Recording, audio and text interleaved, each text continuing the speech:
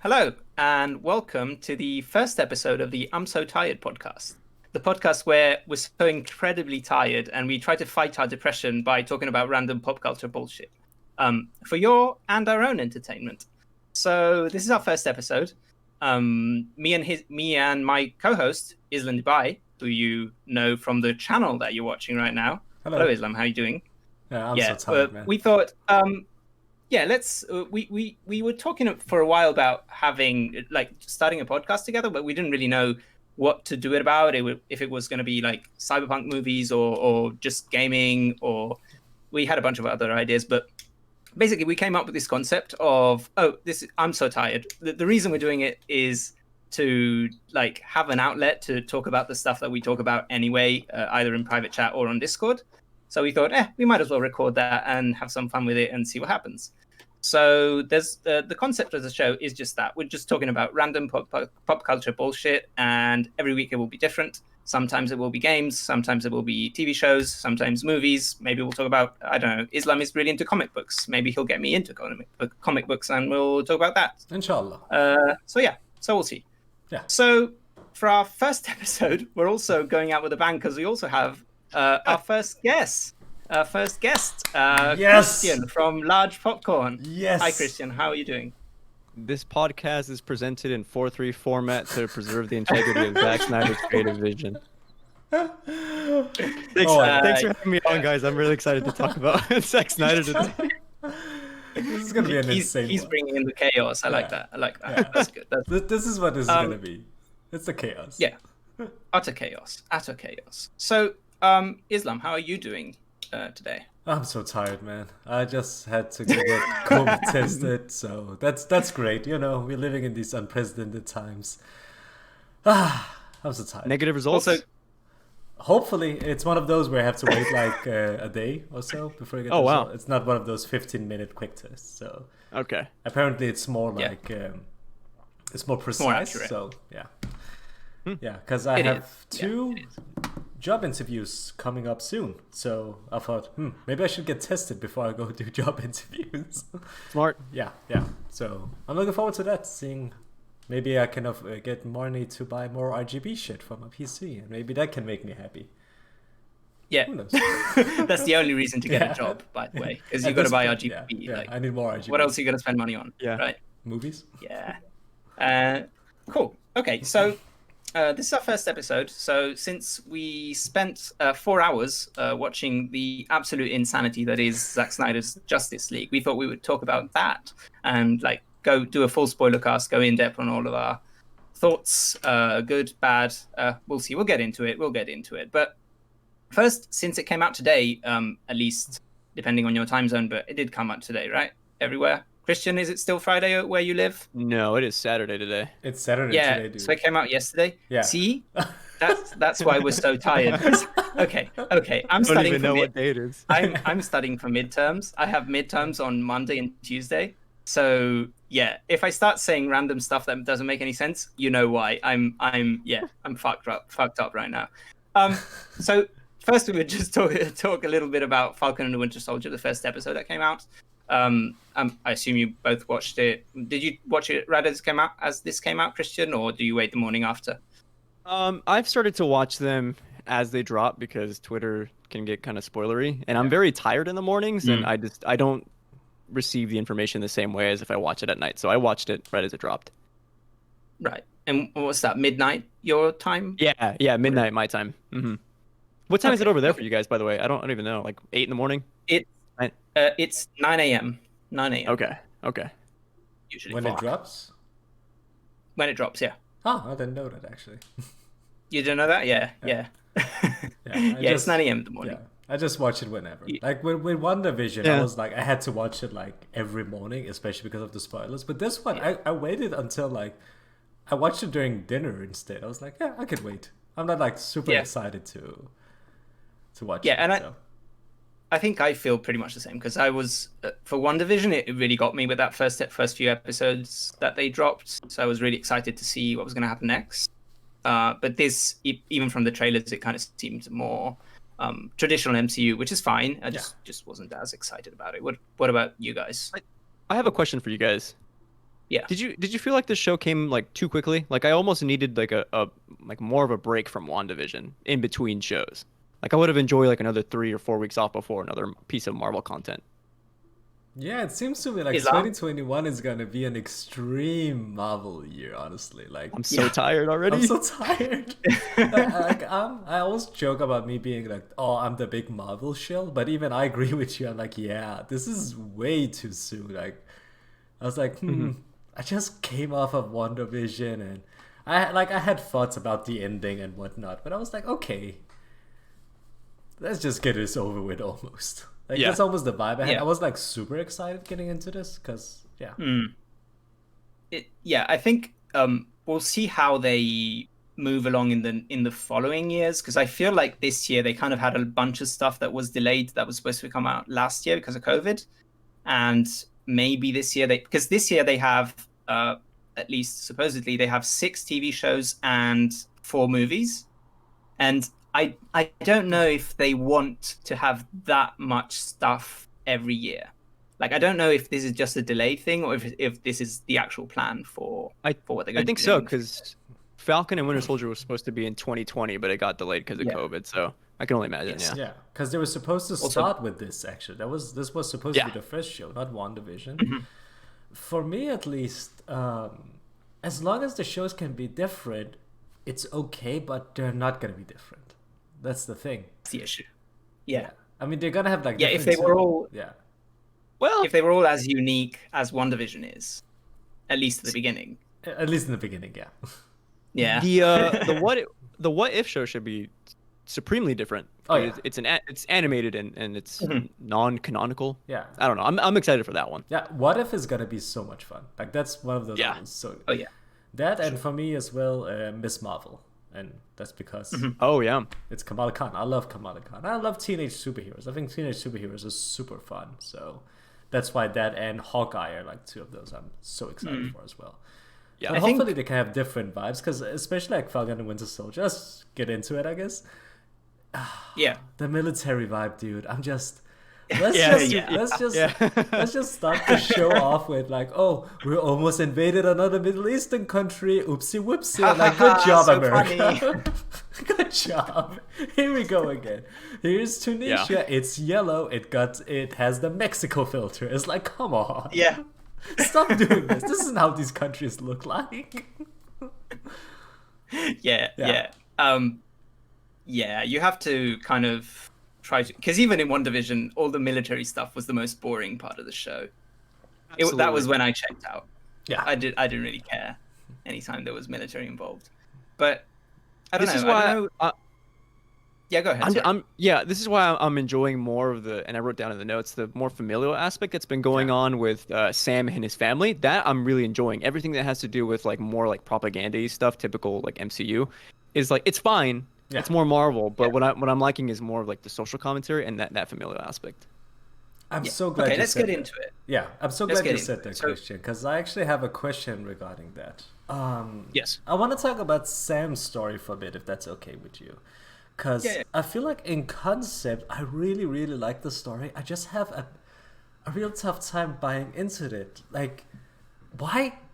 Sam is a fucking hero. He's an Avenger. He's been in the military for God knows how long, and been an Avenger for God knows how long. And I know he's been dead for 5 years or whatever, but why can't he get a bank loan? Like, for me, I have a real difficult time understanding how this dude can have financial issues. And it sucks because I kind of see what they're It going makes for with sense. the boat and the legacy aspect and the shield and the legacy. Like, there's some cool story threads that are being put out there. But I just remember sitting, and Joe was sitting next to me. We were both like, what is going on here? Like, why is this so... Am I missing something is my question, actually. No, imagine him trying to apply for like life insurance. Like it'd be extremely difficult because he's a hero. Like it's gonna be extremely like no like proper company is gonna look at it and be like, oh yeah, this is a man who has like means of income. Well, I think he is reliable, but like in terms of payment, we just don't know. And I understand that. I don't like it. Yeah. But yeah. I guess it's because we're European and we don't get it. Oh, Like, yeah, I think I don't that's... like. yeah. It's an American thing for sure. Like Absolutely. this guy in my mind, I was like, oh, this guy, like at the beginning when you know the first time he goes to talk to his sister, and she's like, oh, I don't want your help, but please let me help you. I thought he was saying, oh, I'm a millionaire, so I'm just going to give you money to repair the boat, and she was annoyed at the fact that she would just receive the money for free. That was what I thought they were doing. But then they go to the bank, and it's like, okay, so Falcon, the Avenger, doesn't have money, and he's not reliable enough to get a loan. I don't like what. I love that. I don't I know. loved it.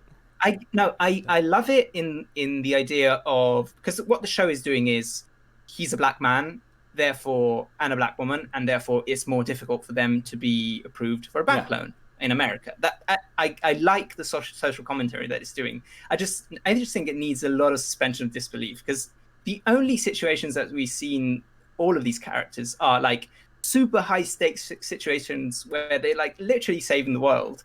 And then it's like a second later, he can't like phone up Happy and tell him, oh, look, dude, they're not giving me a bank loan. This is ridiculous. Please help. Like, come on. That's so weird. Yeah. You would like hope like the Sokovian Accords would have like some kind of additive thing in there that makes sure that these get like some kind of pension or pay, or I don't know. Fucking politics. Something like that. Yeah, and that was the thing for me, because it's weird. Yeah, but I like what they're doing with the whole legacy thing, because for him, he's holding on to this broken ass boat because it's my family's, it's my legacy, and in the same way how he has like the shield, how he just gave it up because that isn't his legacy, or he doesn't feel like it's his legacy. I really, really enjoyed that. It was just like, the financial aspect just made, for me at least, no sense to me. Again, we'll see how they... Europeans care about each other. Yeah. It seems so obvious, I guess. But the episode is more or less divided into two parts, really, because it's like it's sort of introducing Bucky's story and Falcon's story, and how we don't know how they will intersect yet. I suppose at some point Bucky is going to get involved with looking for these people who are the Antifa equivalent. We'll talk about that as well. Oh my god. The flag smashers. It's like, what do they want? Oh, they want the world to be united. Oh, okay. Those are the bad guys? I'm like, no. Sure. I Whatever. hope they give them more to do, so we know why we should hate them. I really hope so. But yeah, I think Bucky's side of the story was the stuff that worked the most for me, because it works. I didn't have that suspension of disbelief thing, and I really like this idea of him going around looking for all the people he killed, because I think they say in one of the movies that he does remember doing what he did, but he just remembers it as if it was a dream and he wasn't in control. So he would feel the guilt of all the stuff that he did over the years, all the people he killed. And I think the idea of him going around either fixing the problems that he caused or going to the people to make amends, I think is really cool. Yeah. It's a really interesting way to bring him back. I also just enjoy... Sorry, go ahead. Oh, okay, I'll go first then. Which brings me to... I really enjoyed the cinematography in this episode, actually, because that was something that caught me off guard. They used Dutch angles, for example. That's not something I feel like I've seen in the MCU before. The scene where he's sitting and talking to the therapist, they used specific framing devices that was this isn't normal for this. The last time I remember looking at a shot being was in fucking Guardians of the Galaxy 2. Oh, that kind of surprised me, actually, and especially in the scene with the therapist was I actually really like this, and how they use these angles, close up of his face, and just this Dutch angle where he looks kind of weird almost, to really emphasize how uncomfortable he's feeling in this situation where he has to talk about how he feels or who he is. And I just wanted to talk about that, and also the whole action sequence in the beginning was actually a pretty cool action sequence, and especially how to use the camera and put it was it a GoPro camera to put on his face or something? That looked cool. It looked like it, yeah. Yeah, and it looked different, and not just, as we always talk about, CGI bullshit. It's more it looked cool. Even Joe usually hates action sequences, and he was oh, they're gonna catch this dude down. Oh, he's gonna jump through there now, and you could tell what was going on. Refreshing. I like it. It's a great opening. Yeah, great opening. I mean, Yeah, and it looked like a lot of it was more practical than Yeah. it usually is. yeah. But go ahead, Christian. Sorry. Also, shout out one last thing. Shout out to Bertrand Deliver. They brought him back for this one. He was Shout out- in shout out to who? the French guy. the French guy from Winter Soldier. Oh, yeah. yeah. Shout out to Yes. Bertrand. I love that dude. I don't know why. He's just kind of there, but I love him. Yeah. Sorry, Christian. Go ahead. No, you brought it up earlier. It was the Dutch angles, the close framing of the shots. This is what I really enjoy about the MCU is that these characters are people first, and what I think these shows are getting a chance to do is really let these characters breathe. Like I'm getting to see Bucky go to therapy and like try to dissect his own trauma over the span of like 6 hours or so. That I think is really going to be enjoyable for me. Yeah, and in one episode, he already has like more depth than he's had in however many movies he's been in. He's already had 4? almost the same amount of screen time in one episode, Yeah. like of just him actually talking, having conversations with people. So, yeah, I think the shows are if they can continue with the shows to just give depth to characters that don't get enough the same amount of screen time in the movies. I think that's going to be a really good way to continue the story, and I think it will work. I was skeptical of the shows, but I think if that's the direction, because I thought, oh, they're just doing more.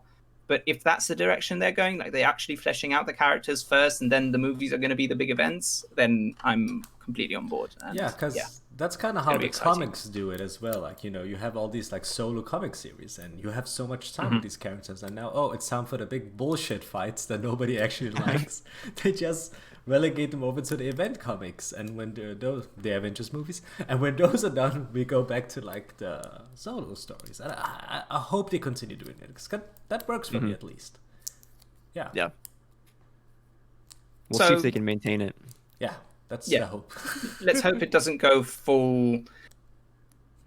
Because I don't know how you guys feel about WandaVision, because I really like WandaVision overall, but the weakest episodes are the latest episodes. Like when it starts being about them fighting, it's less interesting, and the more they reveal with the military stuff and the amount of time they spend outside of the hex, it I think is a little too much. If they had kept like. If most of the show was inside the hex and we only got a few hints from the outside until the very end, I think it would have been more interesting.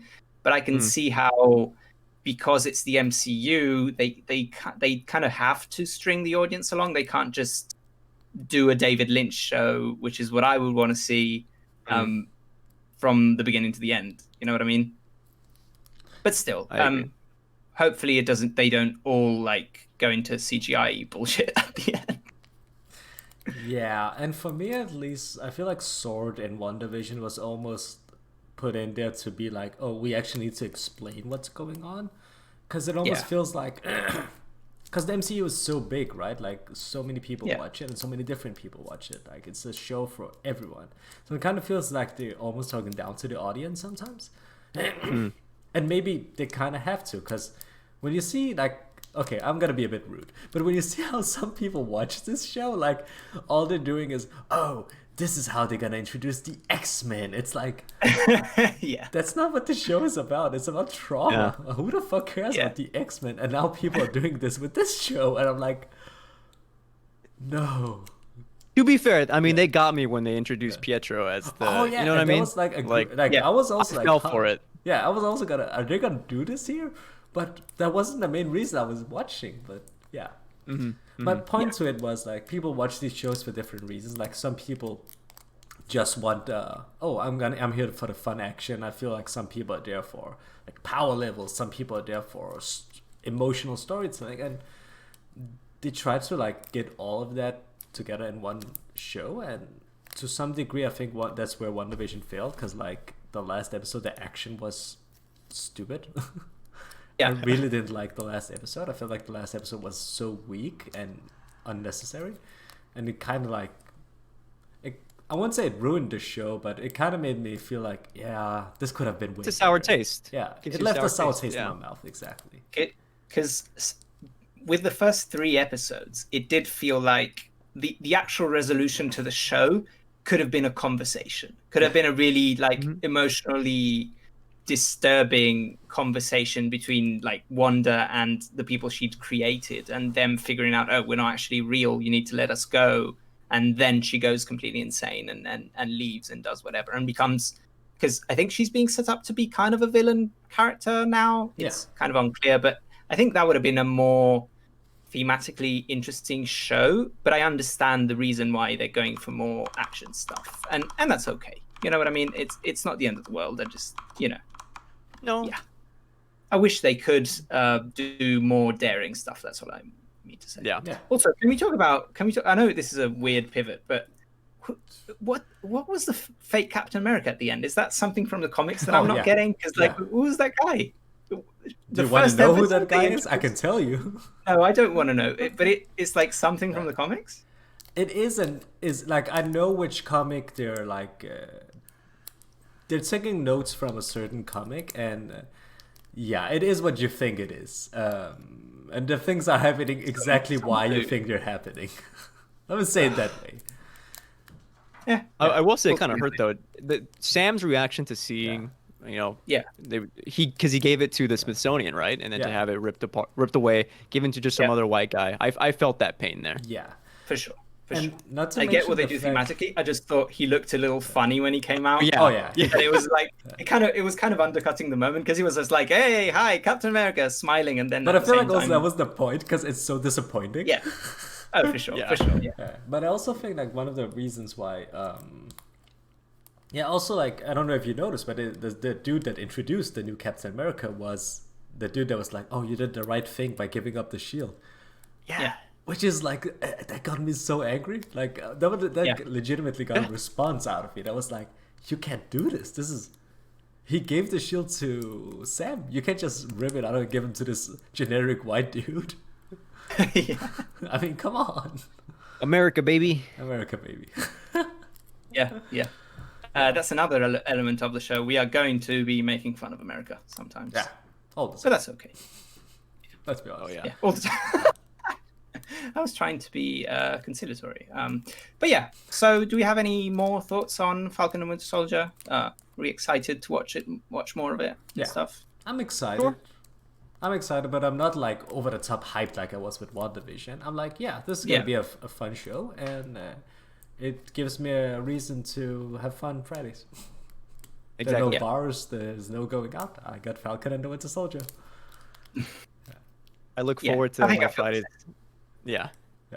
Agreed. I think I feel the same. I'm not like super excited I can't wait until the next episode, but I am interested, and I think they can tell a really cool story about these characters, regardless of sort of the set dressing around it, which may not be stuff that I'm as much interested in as I was with WandaVision, but we'll see where it goes. Okay, so with that out of the way, it's time to dive into the discourse. Yes. So I got my Batman t-shirt for this. I did it. We watched. Would you like a reach around? The Thing. Would you like a? Oh god.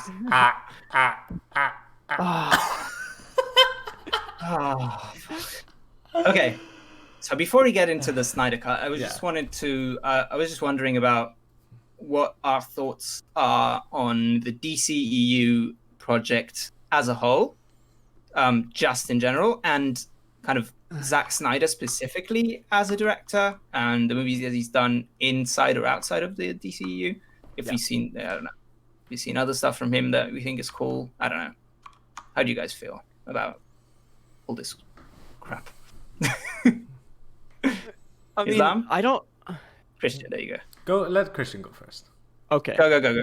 Yeah. The DCU stuff is hard, I guess, to speak to, just because I don't know what the fuck they're doing anymore. I don't know when movies are coming out, like that Shazam movie, or the Black Adam, whatever movie The Rock is in has been like Black in production for like years. I don't know where this is going. Clearly, Zack Snyder had a vision that Warner Brothers didn't like. So I mean, I don't look forward to the movies per se, but like I enjoy watching them and talking about them. As far as Snyder, he's hit or miss for me, because the ultimate cut of Watchmen is like fantastic. I fucking love watching that movie like once a year, once every other year. But I think that movie is only as good as the source material. Alan Moore, of course, wrote like a fantastic fucking comic book movie. Like Snyder translating that onto the screen is another story, but I enjoy my time with it. His other projects, that's a different discussion. I'll leave it at that. Yeah. What about you, Islam? I legitimately like the Watchmen movie, but like the Ultimate Cut, I think like it's a good movie. But just like Christian says, it's not good because of Snyder. I do think he has some interesting visuals, like, but it's good because of the source material. The same can be said for like 3000. I've never read the comic or 300. 300. I said 3000, didn't I? 300. 300. But I do think like he has like way less dramatic. Yeah. Yeah.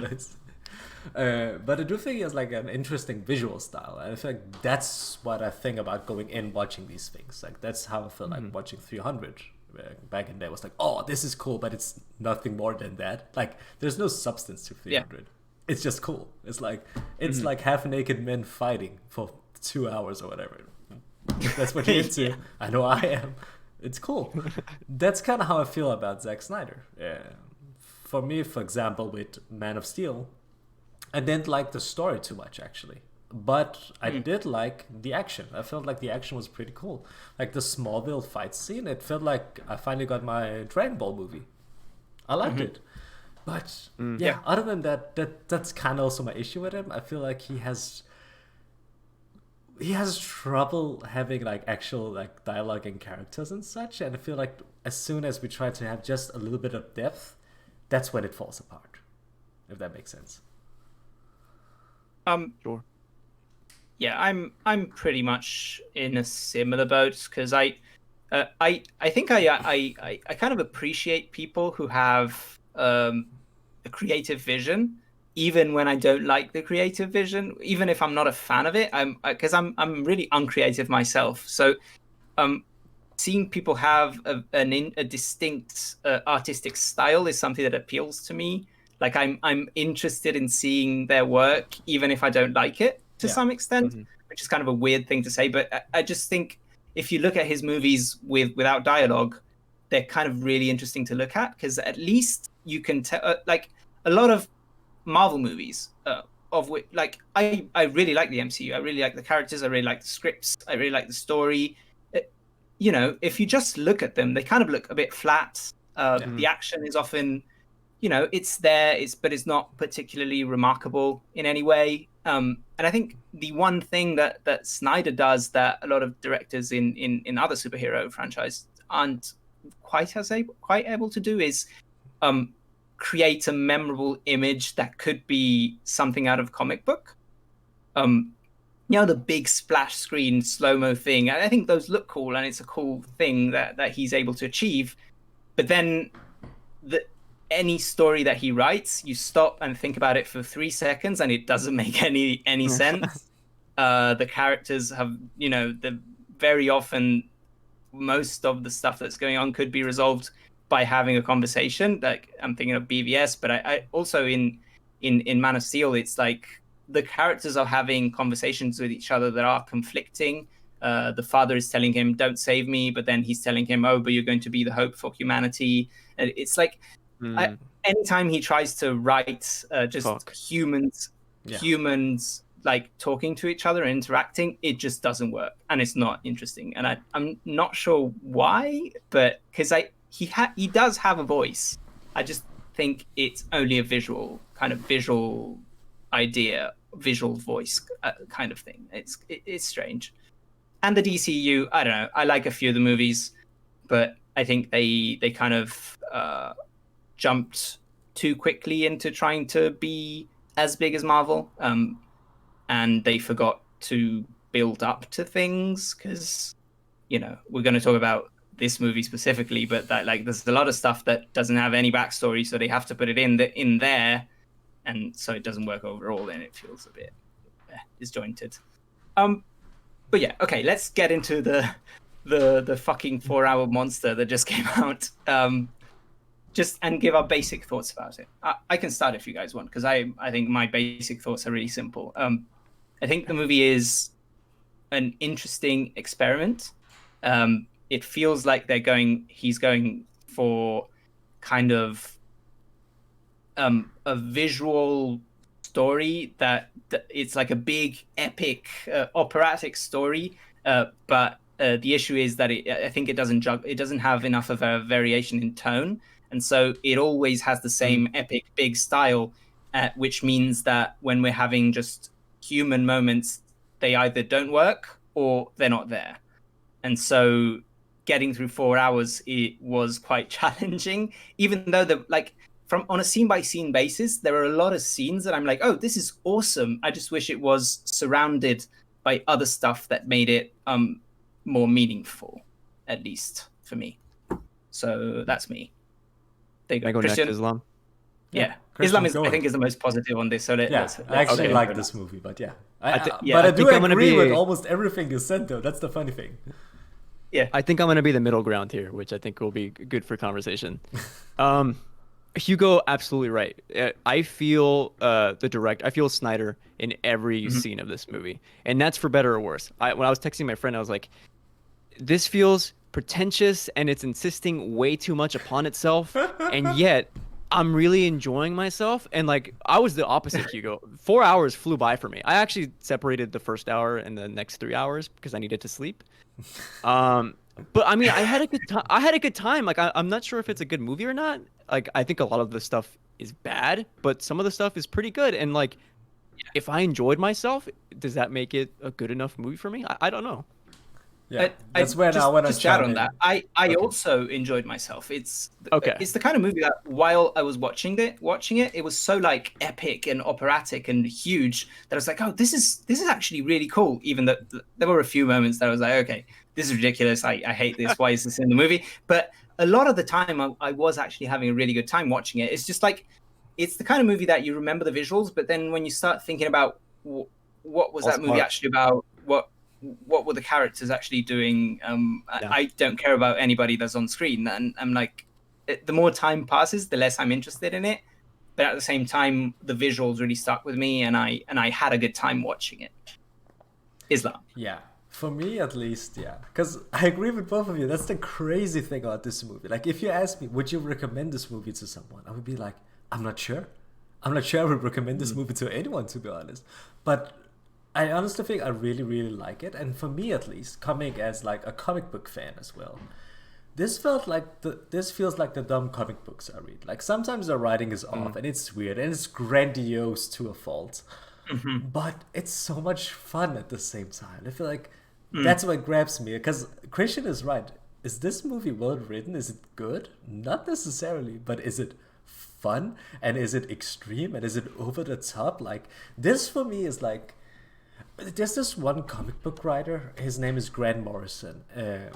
Grant Morrison is freaking amazing. So if you ever want to read comics, like, read a Grant Morrison comic. But he once like said that the thing about specific like DC comics, he talked about how this is American mythology.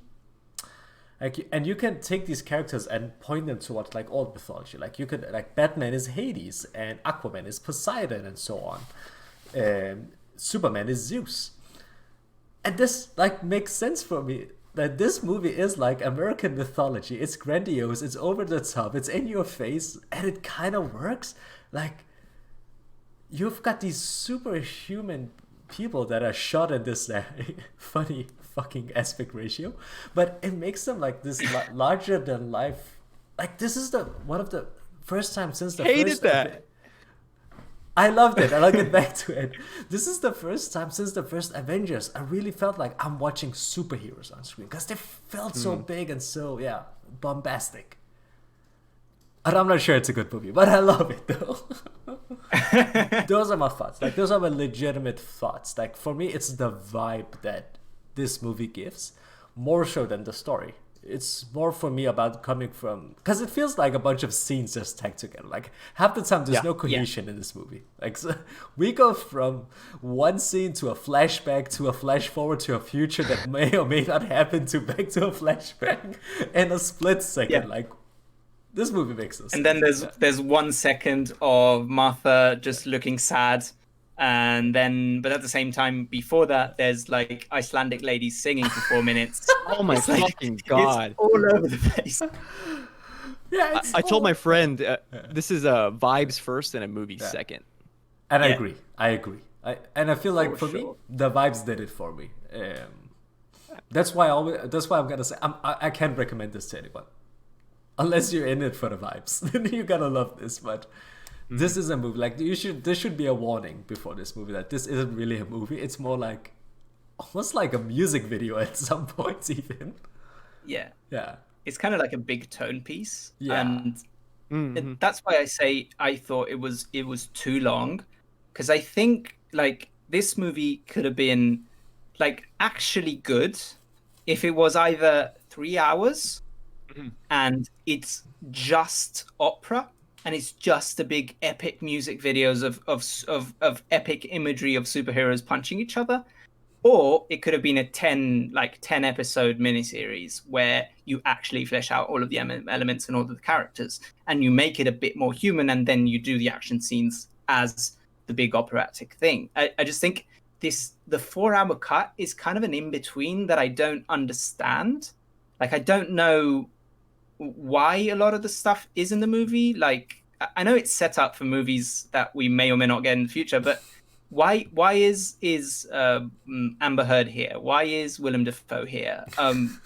Why do we linger for 4 minutes on the singing ladies? It's like there's so many scenes that I'm like, it's 4 hours. This doesn't need to be in here. Why is it here? And I'm not sure if it's just because at some point he was like, fuck it, I've shot all this stuff, I'm just going to put it in the movie. Yeah. The people want it. I don't care anymore. I'm just going to put it all in there. It could be, but then I don't know. It doesn't feel like it's actually the director's cut. You know what I mean? Because like this is not a movie that could possibly exist outside of this very specific incident that happened, like that he had to leave and then the people wanted it. Like, there's no way this movie in the form that it is would ever exist in any other way.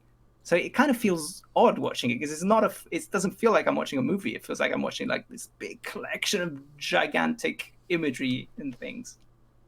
So it's just strange. No. Sorry, I had to throw that in there. What was that? No. No, Kal-El, no. Kal-El, no. Okay, if you want to, I can go by like I have some notes where we can go like from part to part and just talk, and I'll just like read some of the shit I wrote and we can jump off that. Okay. Works for me. So Let's start. let's start. This film is presented in a 4:3 format to preserve the integrity of Zack Snyder's vision. I paused it right there. I laughed so much because it was like, why? How long did? Okay, so Let's you talk about hated the it, format. Christian, right? The ratio said. Wait, I did not hate that. I Yeah. just thought it was hilarious to see it on the fucking screen. The ratio or the Yeah. text? Just making sure. The text itself. Okay, the text itself. I thought like you hated the ratio. Okay, yeah. No, the ratio. Sorry, go ahead, Hugo. I think you have thoughts on that. I think the ratio is entirely depending on what kind of scene it is either amazing and an actual awesome idea, or just really weird and I don't know why they did it. Yeah. Because whenever there's one of those big operatic scenes that I keep saying, I think seeing that much information on the screen is kind of really cool. And it feels like, because it's 4:3, but it looks kind of squared, it does kind of look like a comic book panel in a way that a lot of movies being in a normal cinema type of format don't look like comics, and this kind of did, because of the fact that they use so much slow-mo. Sometimes it's really on the nose and awful, but sometimes you get this really cool splash screen and it looks like a comic book panel, and it's something that I don't know, that I haven't really seen in comic book movies. I don't know if you guys follow on YouTube Patrick H. Willems. Yes.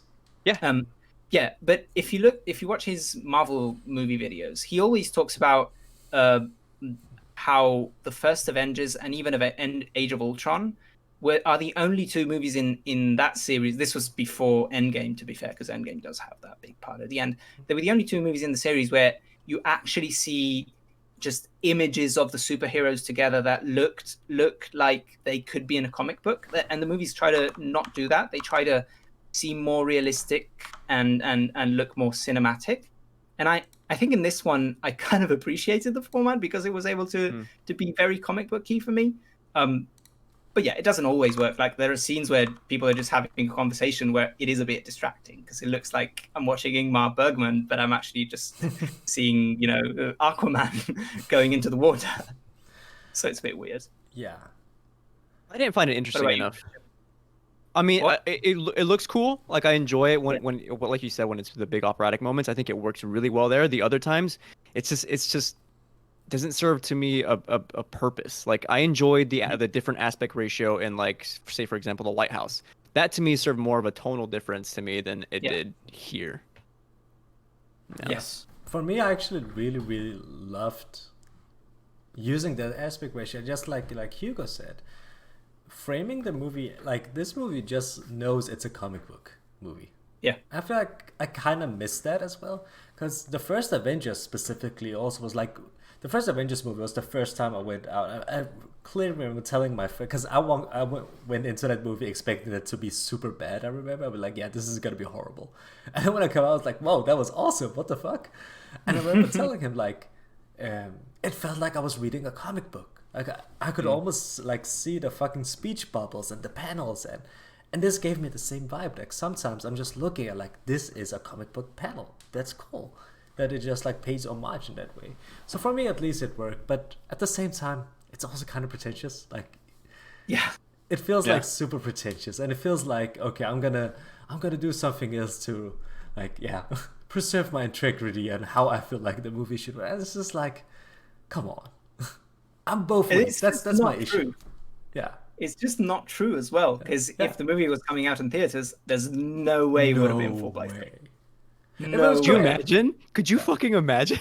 Yeah, but if it was coming out, wouldn't it be like in like an IMAX format where we could get like the full screen like filled up? Because I feel like that's what we're going for. But if I had to choose, honestly, if this ratio, sometimes like I wish we could choose to have different ratios throughout the movie. That would be like dizzying. But just like you said, Christian, sometimes it works and it works really good, and sometimes it just doesn't.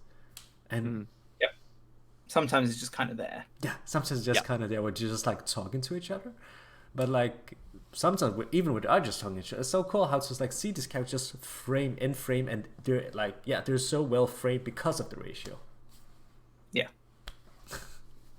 We're 2 seconds into the movie. 4 hours. Okay. So the movie begins with the end of BVS. Superman is dead. His voice vibrates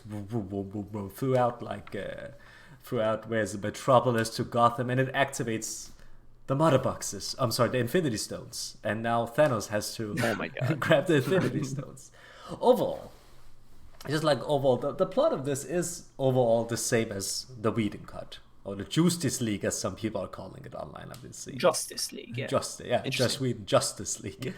And overall, like it's kind of like overall the same story, but I do kind of feel like the story though works better here. Like if you remember the original cut, it starts with the cell phone footage of Superman, which admittedly I actually kind of like, even though that wasn't his character. Like that was totally a different Superman that we've met in BVS. I do feel like it makes sense. And then it just like goes into Batman using criminals to bait these weird parademons, and he's like, I know what these are. And okay, the movie starts. We're slowly like being introduced to these otherworldly elements. Like, okay, Lex Luthor has been communicating with this being, and he's like, oh, he's gonna come attack, and so they have to get the mother boxes away from them. So it's kind of like, it's a chase from MacGuffin, and that's kind of what the movie is. And oh, I'm sorry, something just came up on my screen. But yeah, I think I really liked the first 20 to 30 minutes, because there was very little dialogue, and we were actually moving pretty quickly with the editing, and we were going from beautiful scenery to beautiful scenery, and it kind of had a really interesting vibe. And I think the movie, because I think that first 30 minutes is really slow paced, but in a good way. I think it was just building up sort of a tone for the film, and then from there, there's that kind of right after the first 30 minutes is that big middle chunk of like it's just 1 hour of exposition, and that's where I was kind of lost a little bit. But I think the opening is actually really cool when we see like Lois walking in the rain, and we see there's that one shot of Martha, that Batman going to see Aquaman, and we actually see him go with a horse and doing the Red Dead Redemption thing where he's brewing coffee. All that stuff is like really cool for me. It felt epic. Yeah. Oh, and also like he comes in, we're putting together a team because there's something coming. It felt ominous and kind of cool. Yeah, because like also in the Whedon cut, that scene where he arrives and finds Aquaman is there, but it's almost played off for laughs. There, it's like, you can talk to fish, and I know that was in the original Snyder version as well. You can talk to fish because it was in the first trailer. But they changed it up to be more like, hey, we're fucked. Something is coming, and I need help. I need all the help I can get. He actually thinks he says that line. I need all the help I can get. And that's like when he's just a man. Yeah, he's just a man. He meets Aquaman. Aquaman just leaves. He's like, you're insane, Bruce Wayne, dressed like a man. And then we get the first like piece of insanity in this movie, which is the Icelandic lady singing. Which is for me. Did you guys laugh? We laughed. Like, you gotta watch it together. I just started laughing. I was like, what is going on? And then like at one point she picks up the sweater and she sniffs it. And you're like, whoa. And I was like, whoa, what the fuck is happening right now? In case you guys didn't know, these guys are gods. Yeah. Because that's did I the mention thing going gods? for you. Yeah, it's like these guys are gods. That's the whole point. But it's just like it's so goofy because it's like in our time in real life. I guess that's why for me it's just that's why it becomes so goofy. And that's like he's called fucking Aquaman. Like, come on. Yeah. His name is Arthur. Like, I love that he's got he just has a normal ass name Arthur and he's like Curry. His last name is Curry. Like it's Yeah. And like with him, I feel like he's the least well served character in the movie because I haven't seen Aquaman. I don't know if you guys have. I have not. I don't like it. I haven't seen it, but any scene that was like supposed to be his backstory, I guess, I had no idea. I have no clue what was going on at all. That first of all, because anything underwater just looked like crap. I couldn't see what was happening at all. It was like we have to say that me and Islam watched it on crappy European versions of like crappy European streaming services. Because unfortunately the movie, we don't have HBO Max, and I'm pretty sure although HBO Max is pretty bad as well, like with compression, right? It's fine. It's not one of the greatest, but it's fine. Yeah, because I watched on something called HBO Nordic, and it's so bad because every time like there was speed going in the movie, like when it was fast, there was artifacts on the screen. It made it really difficult to follow like the big CGI stuff. Which is great. This movie has tons of slow motion, so it was watchable. But I heard rumors that we're gonna get HBO Max in Denmark as well, apparently, and hopefully it's gonna be better than this. Because I kind of want to rewatch it in a higher like resolution at one point. Sorry, Christian. You want to say something? Oh no, I said fingers crossed. Oh, fingers crossed. Sorry. Yeah. So after that, after the scene with Aquaman, we go to the heist sequence, which is not a heist sequence anymore, but a terrorist sequence this time around. With Wonder Woman. Yeah, with Wonder Woman. I love that scene. Yeah, that scene was fucking amazing, though. Like the way that she just like ran in and like using the slow motion to like speed up and make it fast again, it works here really well. And I think Zack Snyder is best at directing Wonder Woman action sequences. Yep. Far better than the Patty Jenkins movies, in my opinion. I wholeheartedly agree. I feel like every single time she's fighting, that's again back to the like the bombasticness and how like I'm talking about these are superheroes. Like this scene really encapsulates that. Like how she runs and just deflects bullets away from the civilians is so awesome to me. Like what an amazing introduction. This is one of the what I think this is emblematic of the whole movie, because with the action direction, whenever it's one hero either against one enemy or one hero doing one specific thing, it looks brilliant. Because like the way they actually use slow-mo is interesting with Wonder Woman, because like it shows her, the slow-mo is used to show that she's actually much faster than the other characters, and so she can see the bullets and stop it, and then it speeds up and it goes really fast and she's moving at a speed that is completely impossible, and so it really works in that sense. But at other times when there's too much going on the screen, and I think the worst scenes are probably the ones underwater, like the fights underwater when I think no, it's not the first time we see Steppenwolf, but like when Steppenwolf goes to Atlantis to try to get the Atlantic box or whatever, that scene just looks so bad, and you can I couldn't tell what was going on. There's like rays happening, and then the fight ends all of a sudden, and Aquaman just kind of has a 2-second conversation and then leaves. So weird. Yeah, so I don't know weird. what that was So about. weird. Like he arrives, he's like, I don't want to be king. Okay, bye, goodbye then, and he just swims back up to Iceland. Why did he go there in the first place if he didn't want to be there? I don't was know. my question. No idea. He was called. Like he was still cared about defending the box, I guess. But then the thing is, like, he leaves, but then at some point he does go back to take the trident, and like I don't know, it feels like he left and came back like 5 times throughout the movie. No, and this is back to the point of this being like when I think of comic books, this is exactly the issue comic books has as well. Because just to circle back to the Wonder Woman scene real quick, when she's fighting these terrorists, and these terrorists show up, they're like, we're gonna blow everything up because we hate life and we should all die or something. Like there's like super generic comic booky villains. I'm so tired. Yeah, exactly.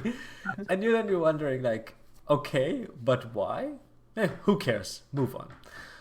I feel like, especially with some of the stuff later in this movie, comic books kind of, that's the issue with comic books, they kind of assume you know what's going on beforehand. Like, they kind of assume, you should know who these characters are. If you don't, that's on you.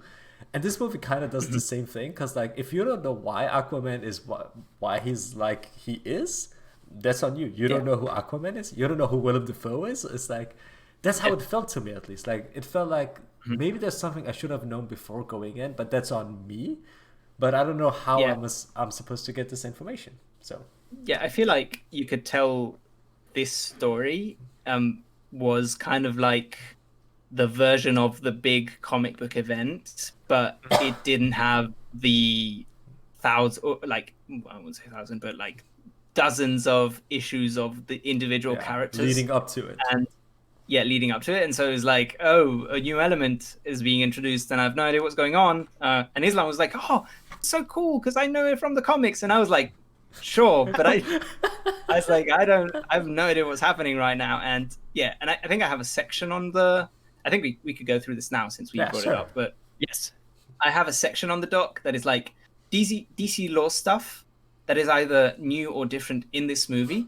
And does it make any sense if you haven't, like, if you don't have a background with the comic books? Like, first of all, we already said this about Aquaman. Like, I have no idea who Amber Heard and Willem Dafoe are. Maybe they're in the Aquaman movie. Are they in the Aquaman movie? Christian? Amber Heard is. I don't remember if Willem Dafoe is. Right? Like, he was I don't remember. Yeah. Do you have any idea what he's doing in this movie? Because I don't. Well, trying to bring Arthur back? I don't know. He was there for 2 seasons and then he left. I don't know. You know? That fucking hair. But that's the thing at the same point. Yeah, so exactly, funny, to my point. It doesn't matter though. That's true. I get what you mean. But it's like at the same time overlooked. Yeah. Because it moved the story forward. Too many times. Yeah, because the scene but it's there to move the story forward. At the end of the day, it doesn't really matter because we just have to get to the next scene. And it's whatever. It's whatever. You know? But it's distracting because it's Willem Dafoe. Like, if If it was just a random Yeah. guy from Atlantis, I'd be like, oh, sure. But like, it's Willem Dafoe, And you it's know, like, and he's got insane hair on, and Yeah. like, why is he in the movie? my theory is he's playing his character from The Lighthouse. Just, Oh my god, fuck. Yes. why'd you spill your beans, boy? Yeah. So he just lost his mind and went and became an Atlantis. Yeah. I have a question, Hugo. Yes. So, should we talk about like filmic elements and then bring up specific scenes about those elements just to kind of move us forward? Because I have to bring up some things about the slow motion here. Because Yeah, Islam I think- mentioned it. Go ahead. Let's do that. But I think let's go through the DC stuff first. Okay. Is Oh, that- yes. Okay. Okay. Okay, can I We'll lead, hold- can we'll I hold. lead the first one? Because I know what Hugo wants to talk about. I wanna tell it. So there's Okay. a scene in this movie, right? And it's actually a very beautiful scene and very touching. I really like this Yeah. scene. Where Martha, she I goes can't- she goes to visit Lois, and you're like, oh, this is actually very nice. And they have this heart to heart about grief. And Martha's like, I don't need help. Yeah. Wait, let's also say this is like 2 hours into the movie. This is 2 hours like- into It's like Yeah. the first emotional scene, kind of, in the movie. Because in this movie, people don't sit around and have a conversation. They are moving on to the next plot Yeah. thing. Okay, so this is like the first like emotional scene and conversation scene. Yeah, and and it then was what like happened? we were like, oh, this is actually very nice. This is so good, and you're like, okay, good for Martha. She's moving on, and good for Lois. She's gonna find her footing in the world sooner than later. She got the pep talk she needed, and then Martha, I fucking lost it. she I had to runs stop it. outside, her eyes turn red, and she's the fucking Martian Manhunter. What? It makes no fucking sense It to me. makes no sense at all. Why is Martian Manhunter? He is in 2 scenes in this movie, and there's no reason for him to be And- here at all. And most of all, who the fuck is Martian Manhunter? Because I don't know, You don't Christian. know?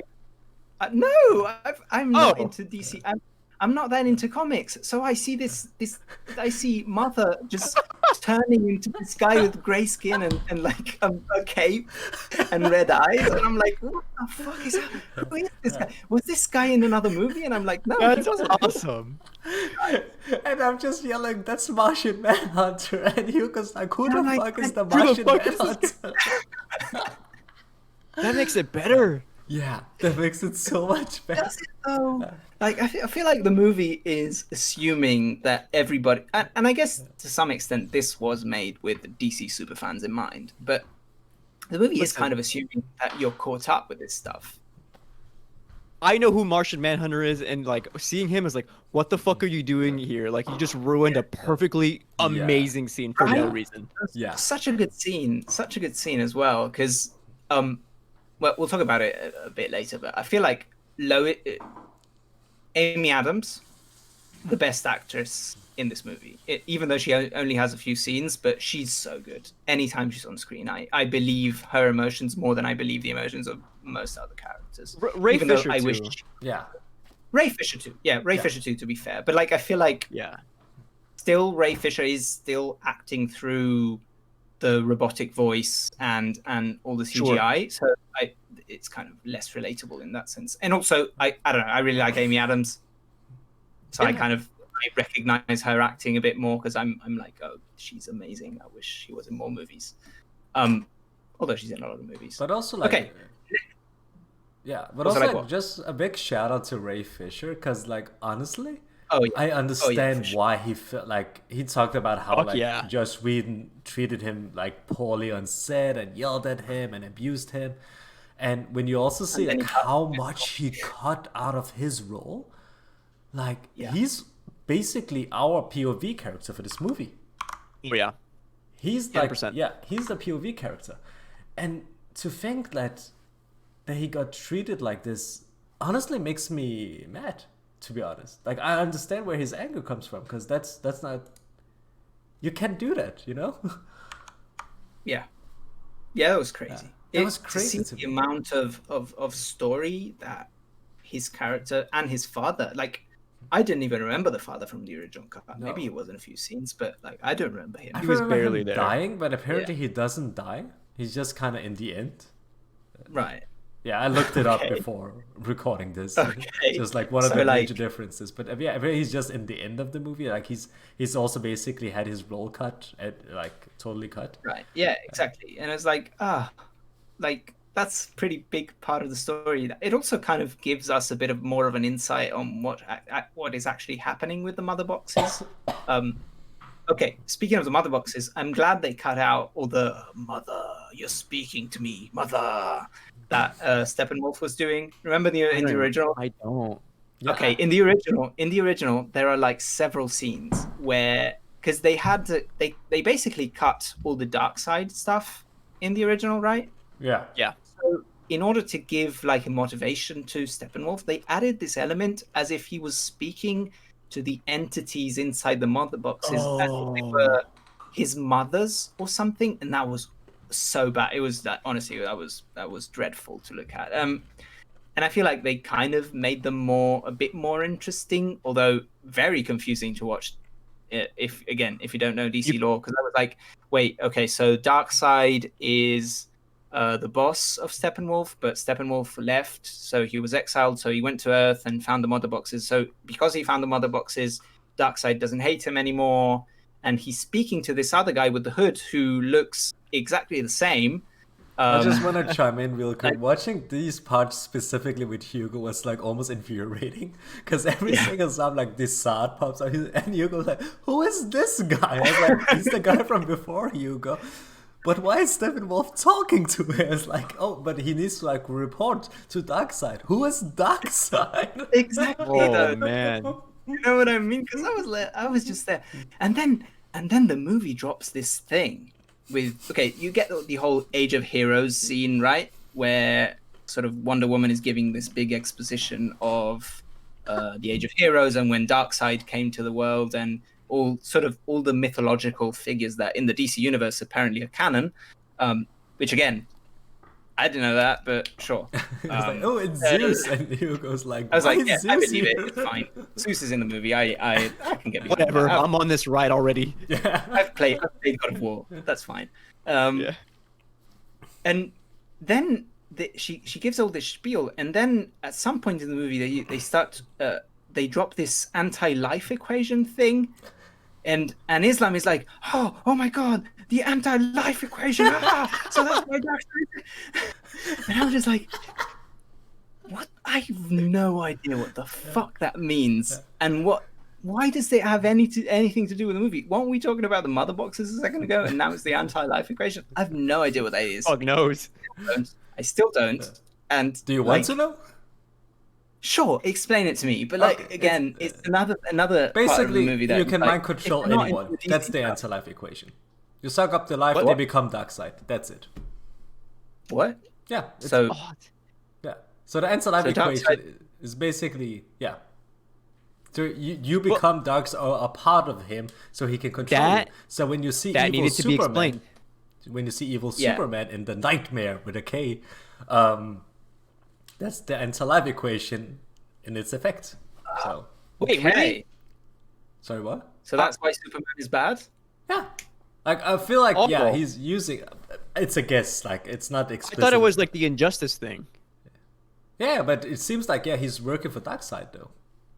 Isn't that the vibe you guys Oh. got? Because he puts his no. hand on Superman's shoulder at one point. So I was like, okay, he's basically using his grief Oh, to there is a take scene over where him he's with just the like, anti-life equation. I don't think he's oh, like God. necessarily See evil, what I but just mean, mind though? control. I'm like, what the fuck was happening? But again, I'm so this movie is confusing, especially Yeah. if you don't know this shit. Like I can assume stuff, but it kind of makes more sense for me because I know what the anti-life equation is. So it feels almost cheating watching this sometimes because it just assumes you and- know this, and that's an issue.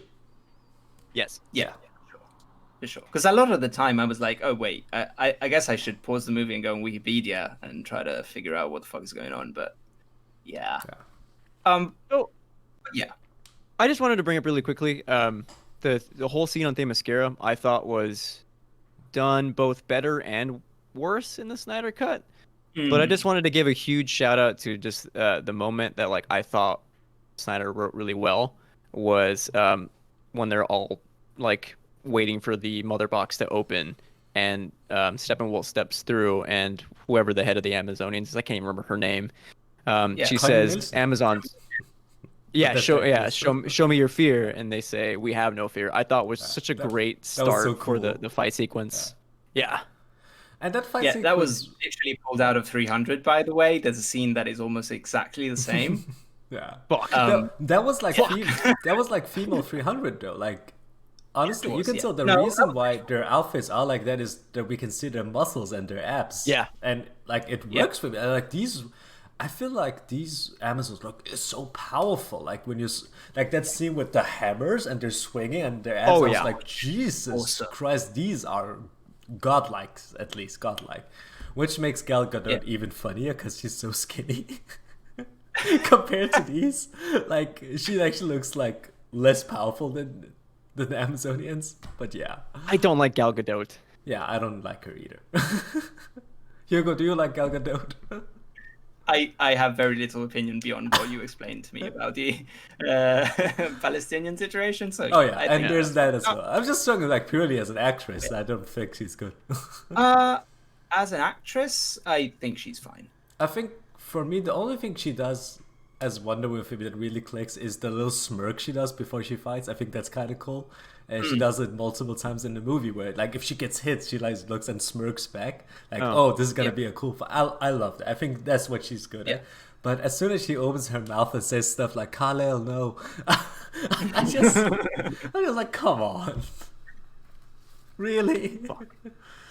Yeah, but the whole Themyscira scene, I feel like it's also like has the issue, and the cool thing about this movie, like, when we just talk about action set pieces, because some of it is confusing to look at it, and some of it is fucking cool. Like Steppenwolf at one point grabs a horse and throws it at an Amazonia. I was like, this is awesome. Like, this is so cool. Yeah. He threw a fucking horse.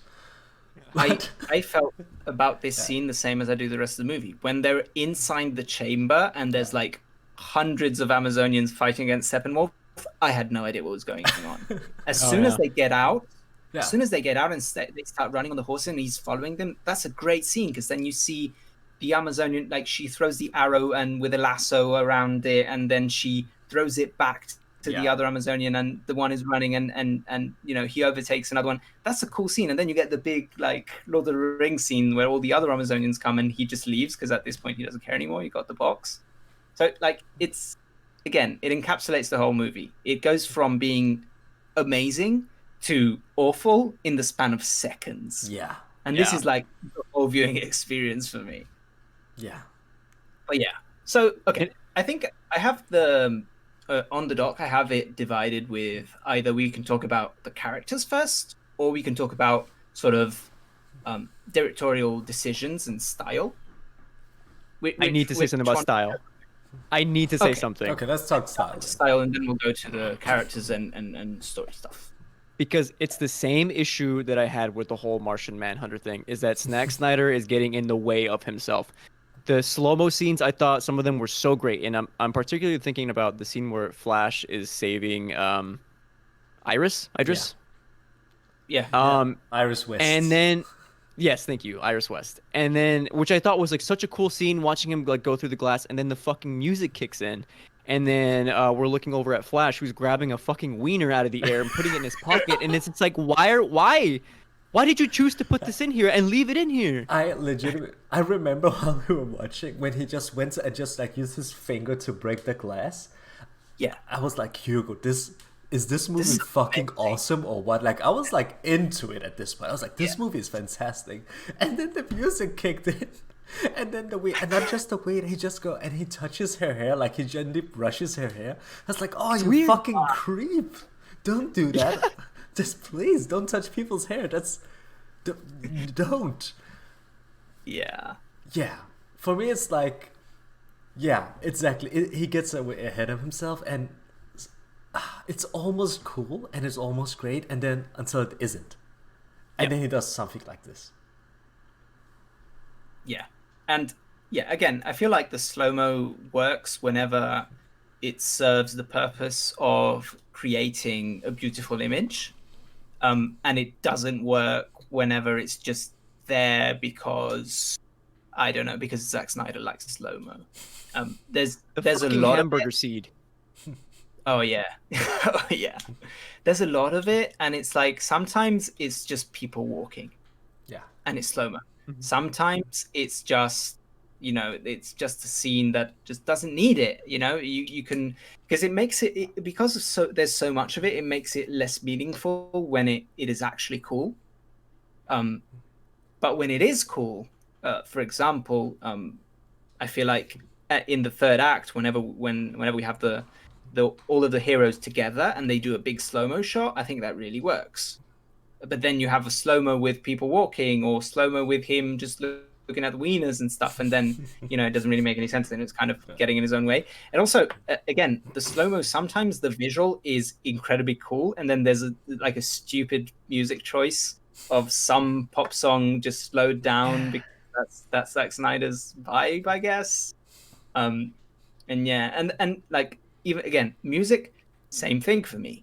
The soundtrack, whenever sorry, not the soundtrack, whenever it's the actual score of the movie, I really like it, because there's that. For example, when they're what's that scene? How do you describe that scene? Where when they're in that in the sewers and they're saving people. Yeah. Right? Yeah, I think there's that electronic beat that they have at one point that's really, really cool, and then it turns into Wonder Woman's theme that I really like. Oh, so good. Yeah, That was good. That was incredible. Right? That whole thing, the music was used so well, but then it cuts to like some pop song, and it's just like so pretentious. Out of place. Yeah, completely out of place. Yeah, it's so out of place, especially because like the original soundtrack by Junkie XL, I believe. Yep. That's cool. What the fuck? But that soundtrack is great. Like the music, when it's that music, it works in the vibe of the movie. But yeah, as you're saying, then we go into the slow down pop song, and you're like, why is this here? And this is like, it feels out of place, and I don't think I like it. Yeah, I don't like it. I'm sure I don't like it. It's wild. It's a bit all over the place. But yeah. So what else could we talk about in terms of let's talk about colors, because I know you have a lot to say about it. Yeah.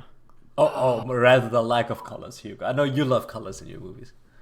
Dude, I love colorful movies. I think there is a place in time to have a really dark, desaturated image. And Zack Snyder is good at using that desaturated style. I think he makes it work as a visual choice, but sometimes it's just too much. Like there are some scenes where people are just in the daylight having a conversation and they look completely gray. There's the big scene that was also in the original where all of the team is standing on top of a building together, and you have the slow-mo shot of they just see them standing there with like the sunset behind them. Why is Flash not red in that scene? He's just fucking gray. Everybody's fucking gray. It's like, you know what I mean? Give me something. I feel like what is surprising to me about this is in Batman v Superman, he was much more able to create images that had more of a contrasting color, because you could see the green of the kryptonite, and whenever Superman was there, he was really colorful compared to the dark of Batman. And in this one, it's just gray. Like he's not even trying to give you the color that you would get. He from even his gave character. him the black and silver costume in this And one. he even gave him. Let's talk about this. Why is he black? Why is he wearing the black suit? And especially because the scene is he walks inside whatever the spaceship, the Kryptonian spaceship, and he hears all the people saying, "Oh, you're a symbol of hope. You're going to be the hope for humanity," and all of that. And then he picks the least hopeful looking suit that he could You're a possibly- goth. Yeah. And he's just a goth. And then the scene after, he's just doing the Christ figure thing in the sky. Yeah. It's like, Yeah, he needs to get the sun. He does the Christ thing, and it's like. And they made such a big deal in the marketing about this black suit thing, as if it was like if there was some big narrative thing behind it. And it's just kind of, Zack Snyder thought it looked cool. That's it. Can I go Go first? Just read the suit. So in the comics, there's that story called The Death and Return of Superman, where they killed Superman off, and a year later they brought him back. And if I remember correctly, there was something about when he got brought back, he was wearing that suit, because it was like something like, oh, this suit is like reviving him or some shit. I don't know. I never read that one, actually. But I know that the suit played a role in that comic. That's why he's wearing that. So Zack Snyder was like, I'm going to do The Death and Return of Superman, but instead of giving him like the costume and make it like a reason for why he's resurrected, I'm just gonna put it there, and then Clark is gonna be, I'm gonna go with this one today. It's weird. It's so weird because like there's no explanation for why other than, hey, it's a nod to when Superman died in the comic and in return he had this cool black suit. That's why it's here. There's no reason at all. I would have preferred if he just went with the classic like blue and red. Oh, absolutely. Way more. Like, it looks cool, but I don't care. That's the thing. Yeah. I think then you run into the trouble of Superman's blue and red suit being desaturated, and he's not Superman enough. So you can't please either group, I guess, in that sense. Yeah. To me, it's weird. Just make it colorful. Just make it colorful, because like, you go back to the Whedon version of the movie, and yeah, some of the scenes are a bit over the top with the colors. Specifically, the third act being all red is very weird. God. Yeah, it's very weird to look at. But when it's just the superheroes standing around, that movie looks great, because like you can see the contrast between how dark Batman looks compared to how light and colorful Wonder Woman is or Superman is. And in this one, it's just like you can barely tell that there's some red in there.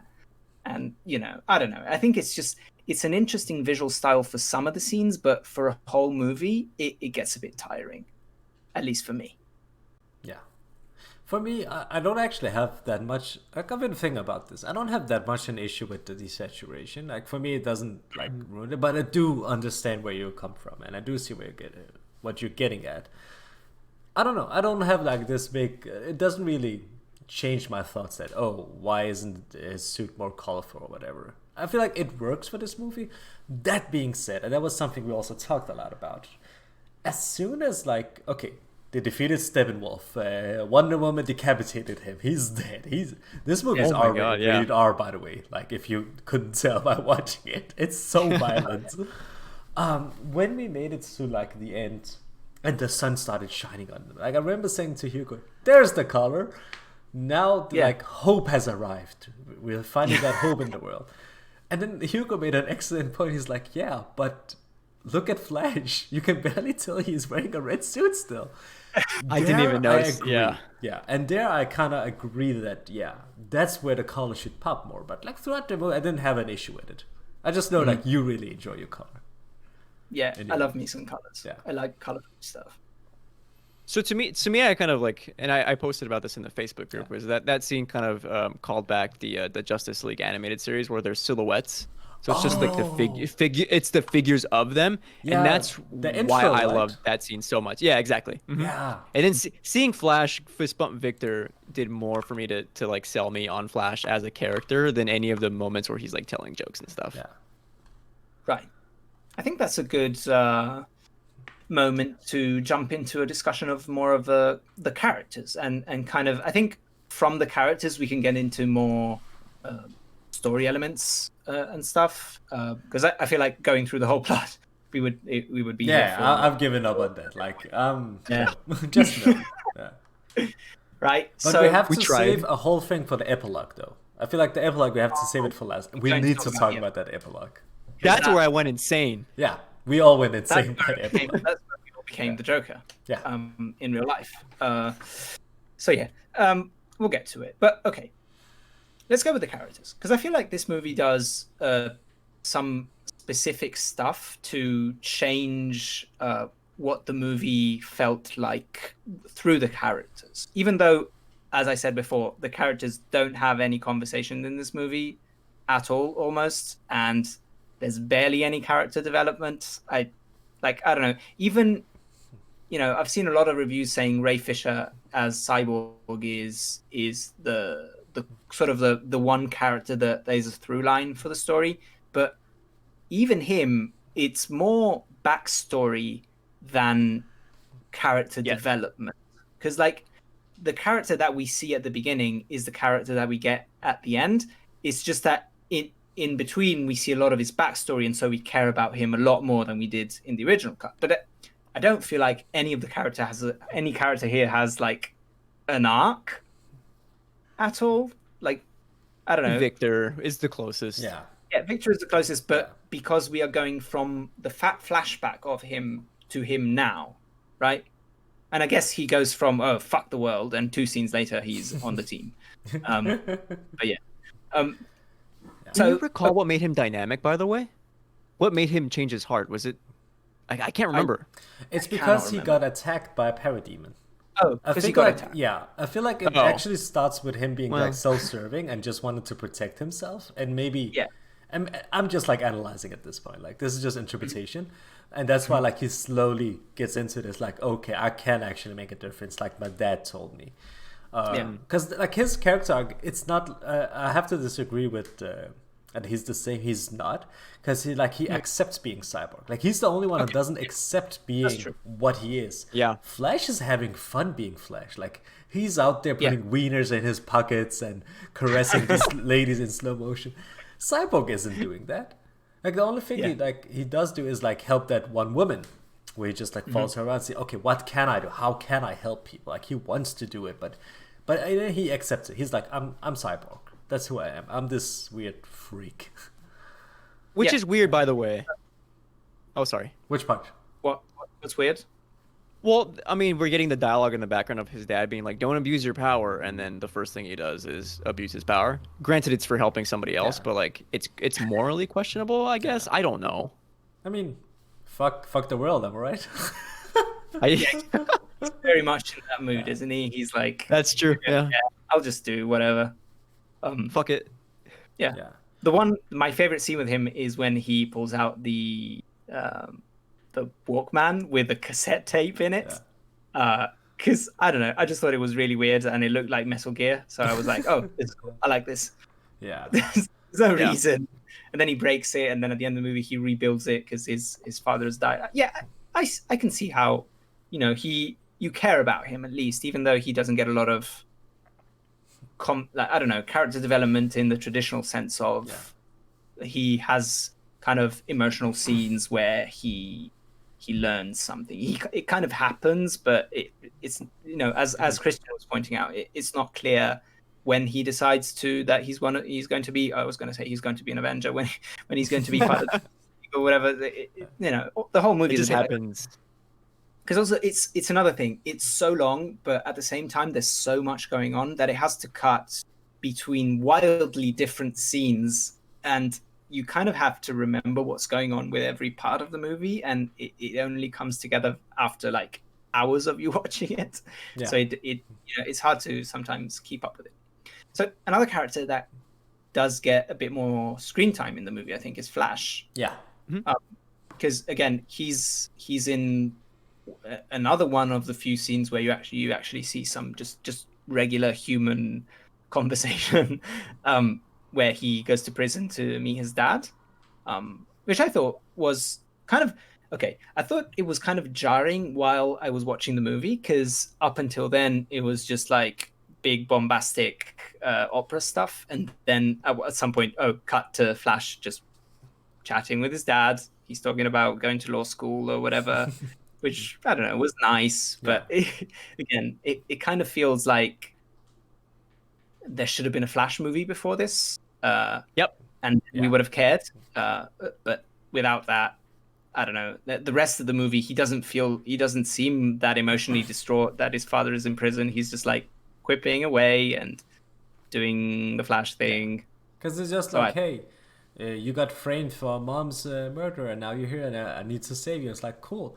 They don't really do anything with that for the entire movie. There's the only reason it's there is just to show us like who he is, like what makes him tick, I guess. But they really don't do anything else with that. And you can tell that's the setup for the Flash movie. That's at least how I view it. That it's a setup for the Flash movie. Is the Flash movie actually? It's not again hype. By the way, the Flash movie. You don't I don't know. I mean, they did like cast what's his name? Like Ben Affleck is in it now as Batman, and they cast the other Batman. What's his name? Yeah. The Michael guy who Keaton. always Fancy. plays birds. What's his name? Ugh. Oh, Michael Keaton. Thank you, Michael Keaton.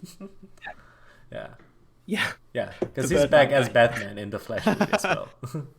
Because they're doing the whole multiverse thing now, as well. Yeah. Because this Yeah. wasn't I- confusing enough. Sorry, yeah, go ahead. I have to agree with Hugo. Victor is the only character in this movie that like I didn't mind his introduction being in this movie. Flash absolutely needed more of a fleshing out for me to actually care about him. I realized when I watched it, I didn't realize I even cared about Flash until I watched him get shot when Yeah. he was like running around in circles. I was like, oh, I actually care about this character. I didn't know.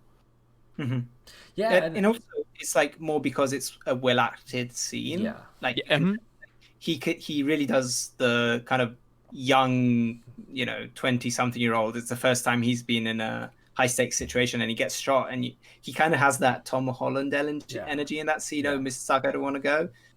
So you kind of feel for him just through the acting, but it's not like you've spent any significant emotional time with this character at all. So yeah, but that's Yeah. like for me as well. Like it's well acted because he is like screaming. He's like, "Oh, I'm in pain. I can't handle yeah. this. I can't hold this." And it felt real to me. Like he felt like an actual character. But I think it's more like to his acting skills and the direction of that performance, scene, more so than us like feeling for him because he is just there to be the team speedster. Which again leads to like these over the top bombastic scenes with him, for example. Like he has some over the top scenes in this, and I love it. Like I think it's cool. Ran like, backwards yeah. through time. Yeah, twice even, right? No, just once. Technically. But the one time he ran so fast that he gave Cyborg a vision. I guess that's what happened. Yeah. When Cyborg was oh my trying to God. activate the Oh. sun. And that was like the first time we saw the nightmare hell vision was in that this. as well? And remember, it's Was nightmare it? with a K. Wasn't that the mother box talking to him though? No, I think it's actually. guess. I don't know. See, that's the thing with this movie. I don't know. We don't know. Fuck. Yeah. Okay. What did you guys think of Ben Affleck specifically as Batman in this one? Because I think I actually liked him way more here than in BVS, and I feel like, Really? yeah, I feel like he felt like Batman. Like he felt like the Batman I know here more so than in BVS. Like he has that dry wit with his Bruce. Like he isn't, and he is brooding as well, but he isn't too brooding, if you know. Like he is also like he feels like a human. Yeah. Yeah. Yeah. I To be honest, I liked him in BVS as well. I think I like Ben Affleck. I like Ben Affleck as Batman. I think it's great casting. I wish he could have got one movie before doing BVS, so we cared about the character before we have to see him be at his worst. But I think he's really good as both Bruce and Batman.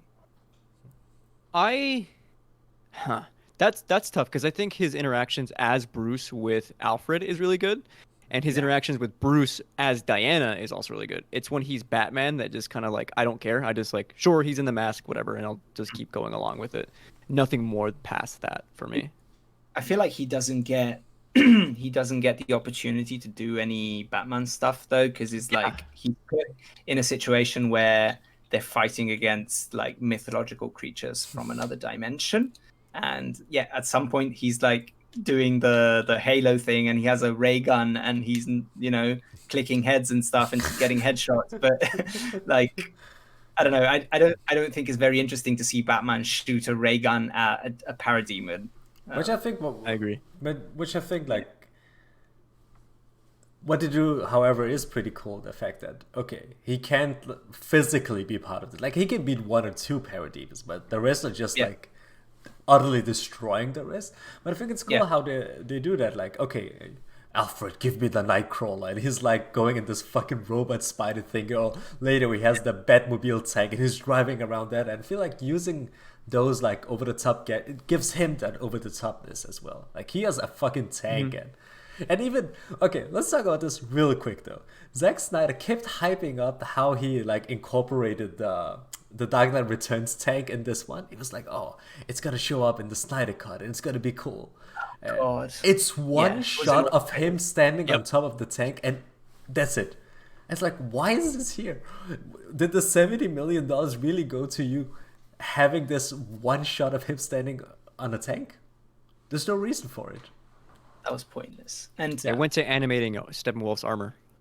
yeah. Yeah. Oh god, Yeah. we'll get to it. But I think we'll get deeper into the epilogue stuff because a lot of the marketing campaign was kind of centered around the stuff that isn't actually in the story of the movie. Yeah. It's kind of after.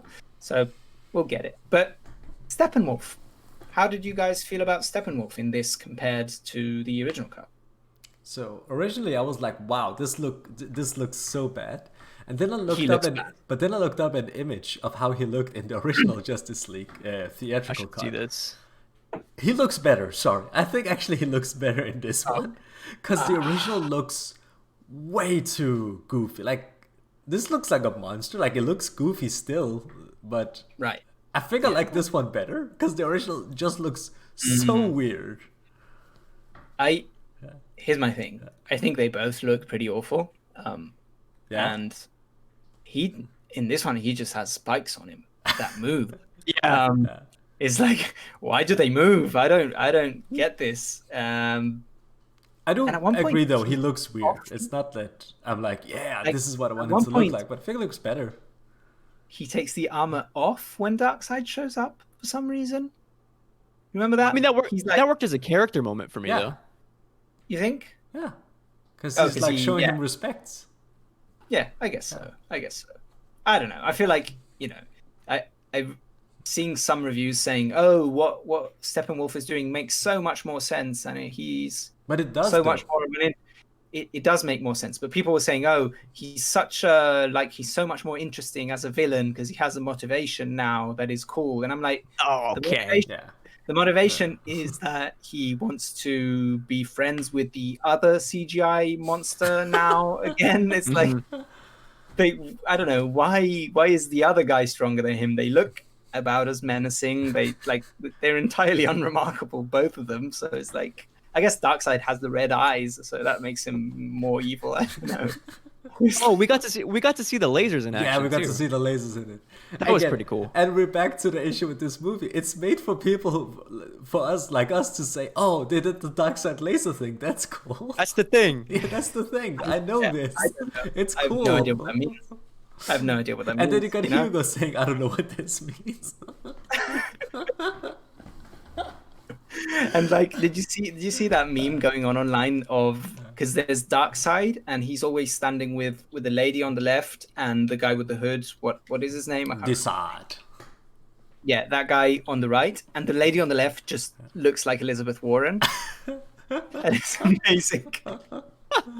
It's just funny. Yeah, good old, what's her name? Granny Goodness is her name. Granny Yeah. Goodness. But still, Yeah. like, I think the movie needed. I think he's, because again of what the movie is going for, which is telling this big epic story. I think he's serviceable. I think in the original he was bad because of the mother thing that was just distracting and made no sense. But here he's like, yeah, he wants to conquer the world. Fine. He's not that much, like, he's not worse than Ronan in Guardians of the Galaxy. Absolutely. Like Ronan looks a little better in my opinion because it's practical and he has a face that I can see when he's acting, and his ship looks cool. But like, he's like, in terms of how developed the villain is, it's pretty much the same. So I don't mind it. I think it kind of works. I liked his motivations. I thought it was better, but I just don't feel the menacing aspect of it. I never felt like these characters are in danger of anything, and this is like a huge villain in the DC universe, if I'm not mistaken. Maybe that's because I already saw the theatrical cut, so I know how it ends. But still, I should be able to feel some sort of dread. I just did not feel that at all. I did like, though, the twist at the end where they lose, Yeah. kind of, and No, they Flash do. goes They back into lose, yeah. it. Yeah. Oh, So- true. Yeah, sure. That's kind of a again, cool like, touch. back to Although those- it kind of makes it a little pointless that they got the team together. Superman's back, but they lost anyway. Thank God Flash is here. Yeah, but that's actually It's a good point. It's a good point. But actually, for me, I'm kind of glad that like Superman was actually toned down almost for this. Like in the Justice, in the Joss Whedon version, he just shows up and whips everybody. Like they're like, Yeah. and even when now we have to save people. Oh, and in this version, this place is They don't save you. Yeah. nobody lives here because it's like a toxic Yeah. wasteland, I guess. Toxic, good. Like Steppenwolf says. But yeah, in the Joss Whedon version, there's like they're in Russia, I guess, and there's this family they have to save, and they have to save people, and they have like scenes where Oh, like yeah. Superman has like a fucking building on his head. I just remember thinking, oh, that's funny, but at the same time, what's the point of the Justice League? Because Superman is saving more people than the Flash. He's beating more people on than Wonder Woman. He's, I guess, like doing shit with Cyborg as well. Like he's doing everything. But in this one, like he shows up, and even then, I think the point is Superman can't do it alone. They need the Justice League together. That's why Flash is actually super Yes. important. That's why Cyborg is super important. That's why Superman is super important. They're all What about important Aquaman? all. Yeah.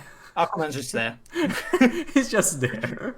Aquaman's there. Yeah, he says "my man" and it's cool. My man. My man. Yeah, but I feel like Yeah, for me, Aquaman is kind of like the character that's just around. yeah, He's the Han Solo in Return of the Jedi. He's there. he's there. You like him, but Yeah, he's he's not really doing anything. He's the hot guy. I like that, Islam. That was a good point. Yeah, I do agree. Superman toned down works a lot better here. Yeah. Although, to some extent, it kind of undercuts the whole we need to bring him back because he's the symbol of hope. Although, to be fair, I think the way they dealt with Lois and Martha when I thought that scene in the field in this was very good. Like I really liked the scene of Lois in the field and hugging, Clark, and the fact that they re-added the scene. It felt very nice to see the scene. I take that as a yes because she has the ring, and I thought that was really sweet. And maybe it's just a performance because the actors are doing their best work there in the movie at least, and but I really, really, really like that scene. And again, for some reason, I care about Lois most out of all these characters because I feel like she's the one human character that I care the most about. So I really like that stuff. And Can I think say, it was Hugo, handled. Yeah. I just have to agree with you because aside from the whole Martian Manhunter thing, the fact that Lois was able to overcome her grief without Superman actually being present worked for me a lot.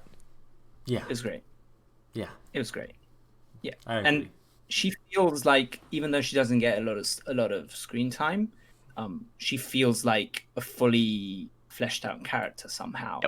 Because it's like she is she's a capable woman. She's a journalist. She's like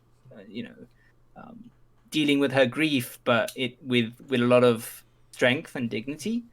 And again, that scene with her and Martha was great. The fact that it was Martian Manhunter made it so stupid.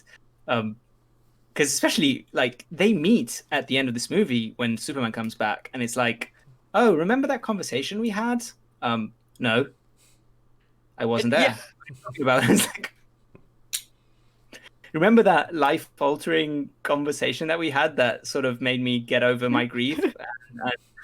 and What the fuck are you talking about, Lois?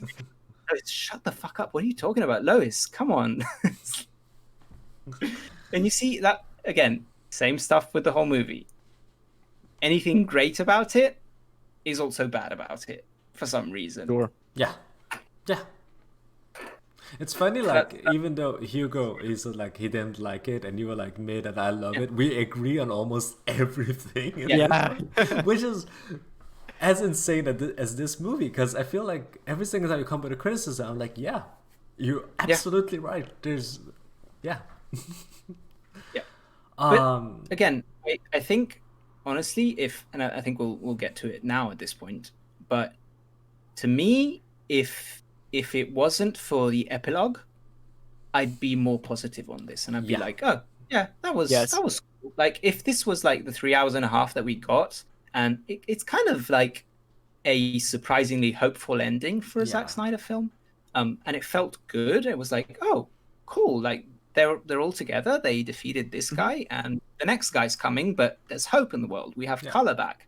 Like Islam was very intelligently saying during the film, "Oh look, like the colors that you wanted, they're finally back. Because like hope is back in the world. Because Superman's back. The team is together. You know that it's a hopeful ending."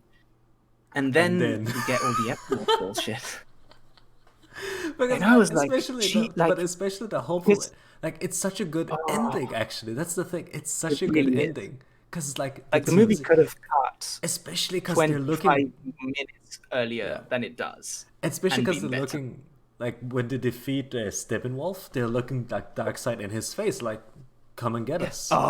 It's so good. Like, it's so freaking good. It's like, we're here. We're the Justice League. What are you going to do about it? It's such a cool way to end it. Like, okay, now the heroes are ready. And then it says epilogue. And I remember you and I going, epilogue? And we see, like, there's a half hour left. What? Oh, shit, we forgot about the Joker. Yeah, it's like, oh, yeah, he's in this. So, which part? Like, the epilogue and is Deathstroke. Yeah, Deathstroke. Oh, yeah. So, the first epilogue is actually good. And that's the cyborg going back, fixing the tape recorder, and listening to his father speak to him. Was that part of the epilogue? Yeah. I wrote it down here, epilogue, a father twice over. Yeah. Oh, yeah, you're right. Yeah. Yeah, I'm glad I took notes for this. But yeah, and then he started like going through it, and it's like, that's nice. That's a hopeful. And then it just starts to get weird. So we go to Arkham Asylum, and then and then we're like, oh, it's Lex Luthor. No, it isn't. He got away. And some dude is just like screaming and laughing at this poor security guard's face, and you're like, okay, sure, yeah, yeah, sure. And then we cut to him like on a yacht, and fucking Slade Wilson shows up, and it was so funny because Hugo was like, "Who is this Deadpool-looking dude here?" And I had to explain, no, Deadpool is a parody of this guy. His name is Deathstroke. His name is Slade Wilson. So yeah, and they meet like Deathstroke. He's like, but it's different because in the Whedon cut, this is the post-credit scene, and then that's when Lex Luthor kinda is like, oh, the superheroes got a team. We should get a team of our own. And they kind of wanted to introduce the Legion of Doom, I guess, in a future movie. But in this one, he's like, no, I have something for you. His name is Bruce Wayne. Go kill him. Which is like, okay, that's cooler to me. That's cool to me as well. Then let's make our own evil team. It's too cartoony. Yeah. And he gives him the name, like his name is Bruce Wayne. Go fuck up his shit. Which, you know, sets up an interesting Batman movie. Yeah. It could be a Batman solo movie where Deathstroke knows who he is and he's going to hunt him down and whatever. But the thing is, the movie, why doesn't it stop there? Like, why are you setting up... Who the fuck knows? Like, why are you setting up the cool Batman sequel and then literally like a minute later you're in a dream sequence about a Mad Max post-apocalyptic future where Darkseid has conquered the whole earth and everything's fucked up and Batman is there with a fucking Joker? Why are you setting up both of those things at the same time? Why are you setting up anything at all in a movie that wasn't even supposed to happen? It's weird. Isn't that right, Hugo? Batman says fuck. Batman you were right. Yeah, Batman says fuck. I'm gonna fucking kill you. Hated it. God. It was so it doesn't sit right with me. It just didn't sit right with me at all. That F-bomb. Also, I just remember this isn't even the final scene. I just remember the actual final scene of the movie, which is even weirder. But we'll get to that. Yeah. So, oh my God, you're right. Yeah. So okay. So we're in this dream sequence. Mira is there. Deathstroke has a mohawk, is now friends with Batman, I guess. He's teaming up with him. Cyborg is there as well with a cool poncho. And we see Flash in that armor that he's wearing in the weird nightmare scene from BVS, where he just shows up. Like, Lois is the Which key. I guess it wasn't a nightmare? I'm not sure. I'm so confused by this stuff. What do you mean? Exactly. Because, like, he's having this nightmare. Yeah. But is it a vision? I guess it's a dream. As far as I understand, it's a vision of a future that could happen. Right. And but that's why is Batman the only human character having like a vision, dream of a possible future. That's Gotta be like Iron Man, I guess. got to be like Iron Man, I guess. Yeah. But like at least Iron Man was being like Wanda was doing some weird shit to his brain or whatever. Like I don't know. Yeah, I also want to it's mention. weird. Oh, sorry. No, I just said it's weird. You go ahead. Well, because Joker mentions the multiverse in this conversation they're having, which in like all of the animated movies, I think is like portrayed incredible. The whole Flashpoint Paradox movie is fucking awesome, and like I love recommending that movie because it's really cool. For whatever reason, the multiverse being introduced in the conversation because of the Joker in this film fell so flat. I was like, why is this being introduced? Yeah. Yeah. Yeah, and it's not like a weird way to introduce this, but like how many times, like how many universes have to die because of you? But at the same time, it could just be him taunting him, and he's not actually talking about multiverse as well. Like but it's such a weird thing to say that you kind of end up thinking, oh, they're introducing multiverses here. Yeah, and but like, how many multiverses how many worlds need to die because of you? Why because of him? Like, it's not set up in the movie in any way. Because like, there's like a few scenes in the movie where they say, oh, Lois is somehow the key to all stuff that's going to happen for some reason. But it's like, it's just there. It's just stuff they say. There's no explanation for it. It's set up for stuff that we don't have enough background to understand what they're setting up. It's probably set up for stuff that we might not see. So it's like, exactly, why are you doing this? Like, the movie is already 3.5 hours long. Why do you need this half-hour epilogue of like? Yeah, and it like there's no reason for this. Like, but at the same time, we were talking to Jackson earlier, and Jackson feels the same way as me. I want this movie though, because it seems so weird. Like Mad Max, Batman hanging out with the Joker, Deathstroke, Mira, Cyborg, and Flash, and they're just like in this fucked up world. Sounds so much fun. Like post-apocalyptic Batman sounds like a fun take, and it's so different and out there. Like, do it. I would gladly watch this. But the problem is, we're never gonna get this. Hugo asked the question on the doc: "Is do you think we ever will?" And like at this point, who knows? People seem to like this cut. Yeah. And Zack Snyder did say like he doesn't want to do more, but at the same time he said, I never expected sitting here talking about this cut, so who knows? Like even he's like, who knows? Yeah. It could happen. Like, and people seem to enjoy this movie. Like I didn't like Justice League. I was like, whoa, this is bad. I don't think Batman v Superman is bad necessarily, but I do think it could be better. I like this one. Like I like this one a lot. Like at this point I would gladly watch more. Batman v Superman has the same problem as this movie. It's like the Ultimate Cut specifically. It's 3 hours long. Take out completely cut out the last 20 minutes with is it Doomsday? Yeah. The other big ones. Completely cut it out, and it's like a better movie. Yeah.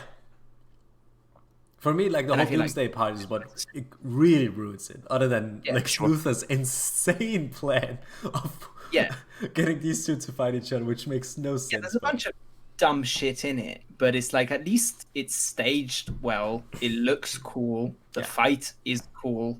Like you can get away with it if you don't add on top the CGI monster at the end. And I feel like, as I said at the beginning, this movie could have been like a great 3-hour tone piece, like it's just epic imagery and superheroes, or it could have been a really, really, really good. And by really good, I mean a really fleshed out, like longer miniseries. But it's neither, and it's kind of in the middle for me. And I'm just kind of confused as to what the reasoning is behind spending money to bring back Jared Leto, who nobody liked. Yeah. Like nobody is there anybody who like was clamoring for seeing more Leto? I feel like even they're out there. They're out there. Release the air cut, Hugo. We need that air cut. How many people do actually I think more than we would like to know. And I'm not joking, right? I think there are a lot of people that are actually clamoring for that air cut, especially because Leto has talked so much about that he filmed so many scenes apparently for Suicide Squad. He was like, you could do a Joker movie just with his scenes. He's probably exaggerating, but something he said. He is, but yeah. I think people really want to watch what these movies would have been originally. Would have been more cohesive or whatever. I don't want them though. In the marketing material for the Snyder Cut or Zack Snyder's Justice League or whatever you want to call it, it's the Joker, it's the Nightmare stuff, it's the Batman tank, and those are 1% of the film. Yeah, they have no consequence because it turns out it's a dream sequence. Is it something that could possibly happen? Maybe. We don't know. Is it a possible future? We don't know. Martian Manhunter shows up and it's like, oh, hi Bruce, I'm Martian Manhunter. Let's talk about that. So he wakes up from He wakes up from the dream. And then he sees something flying outside the window. And then there's this green dude who is the military general from Batman v Superman and Man of Steel. And he's there. And he's like, well, hello, Bruce. I've come to tell you that you have a new ally or something. He's like, okay. He's just cool with it. He's just cool with it. He's like, yeah, you can call me the Martian Manhunter. And then he leaves, and Bruce is like, okay, and goes inside. And Bruce is us in that scene because he's like, okay, Martian Manhunter is here now. Well, so why? We noticed this. He was noticeably less buff in this scene. He was. Yeah. He looked skinny. Yeah. He looked weird. Yeah. He looks. Well, he looks like Ben Affleck usually looks. He doesn't look as big as Batman. Yeah. I have a question real quick about this Martian Manhunter scene. Would it have worked better for you, Hugo or Islam, if he transformed back into John Jones or whatever his name is? I can't remember. No. It would have worked. Why is he here? Okay. I don't know. For me. If it had to work, he needed to be an actual character and not just something that happens halfway through the movie in the most human scene in the movie, and then it's this Martian Manhunter's inclusion in this movie is this is when I said Zack Snyder's an insane person. Who would do this? And why? Why? It doesn't serve any purpose other than look, that's Martian Manhunter. In the Whedon cut, that scene where they're talking, I believe it's there, right? With Lois and Martha.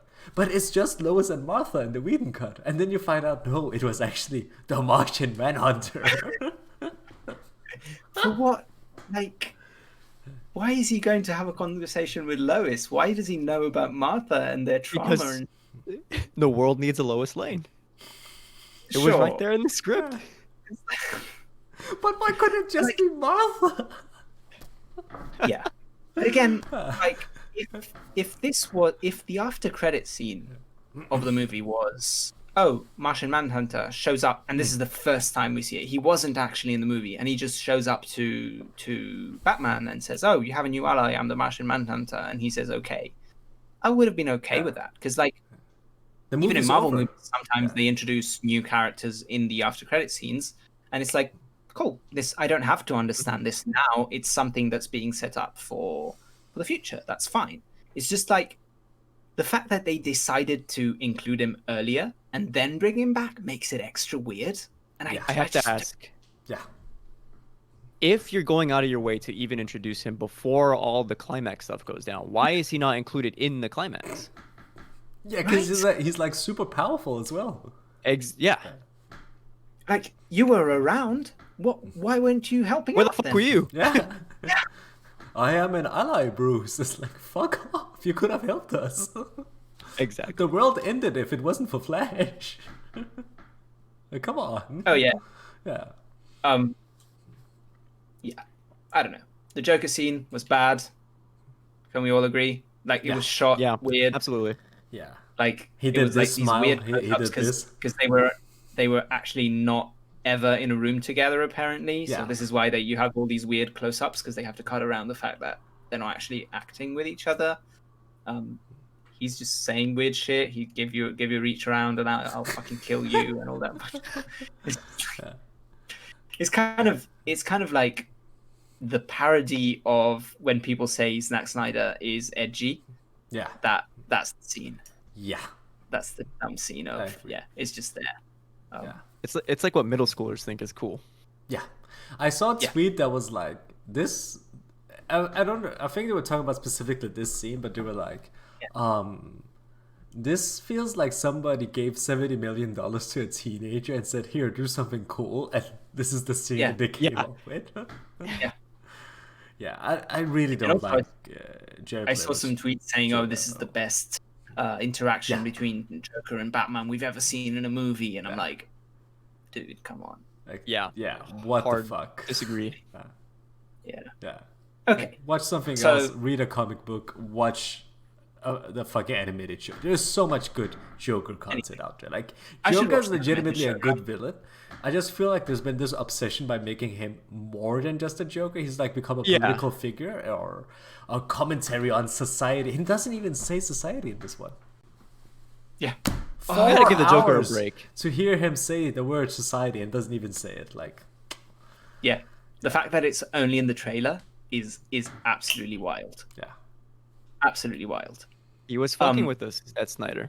yeah, he was. Yeah. He knew what he was doing. They knew Oh, yeah. it was a meme. Yeah. And like apparently it was ad libbed. Did you read this, Christian? Apparently, No. apparently Jared Leto ad libbed the "We live in a society" line. Like it wasn't written for him. He just said it.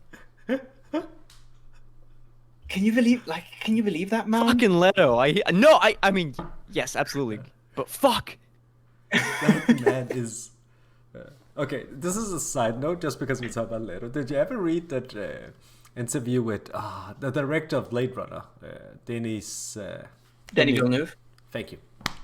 Where he talks about like when Jared Leto shows up as the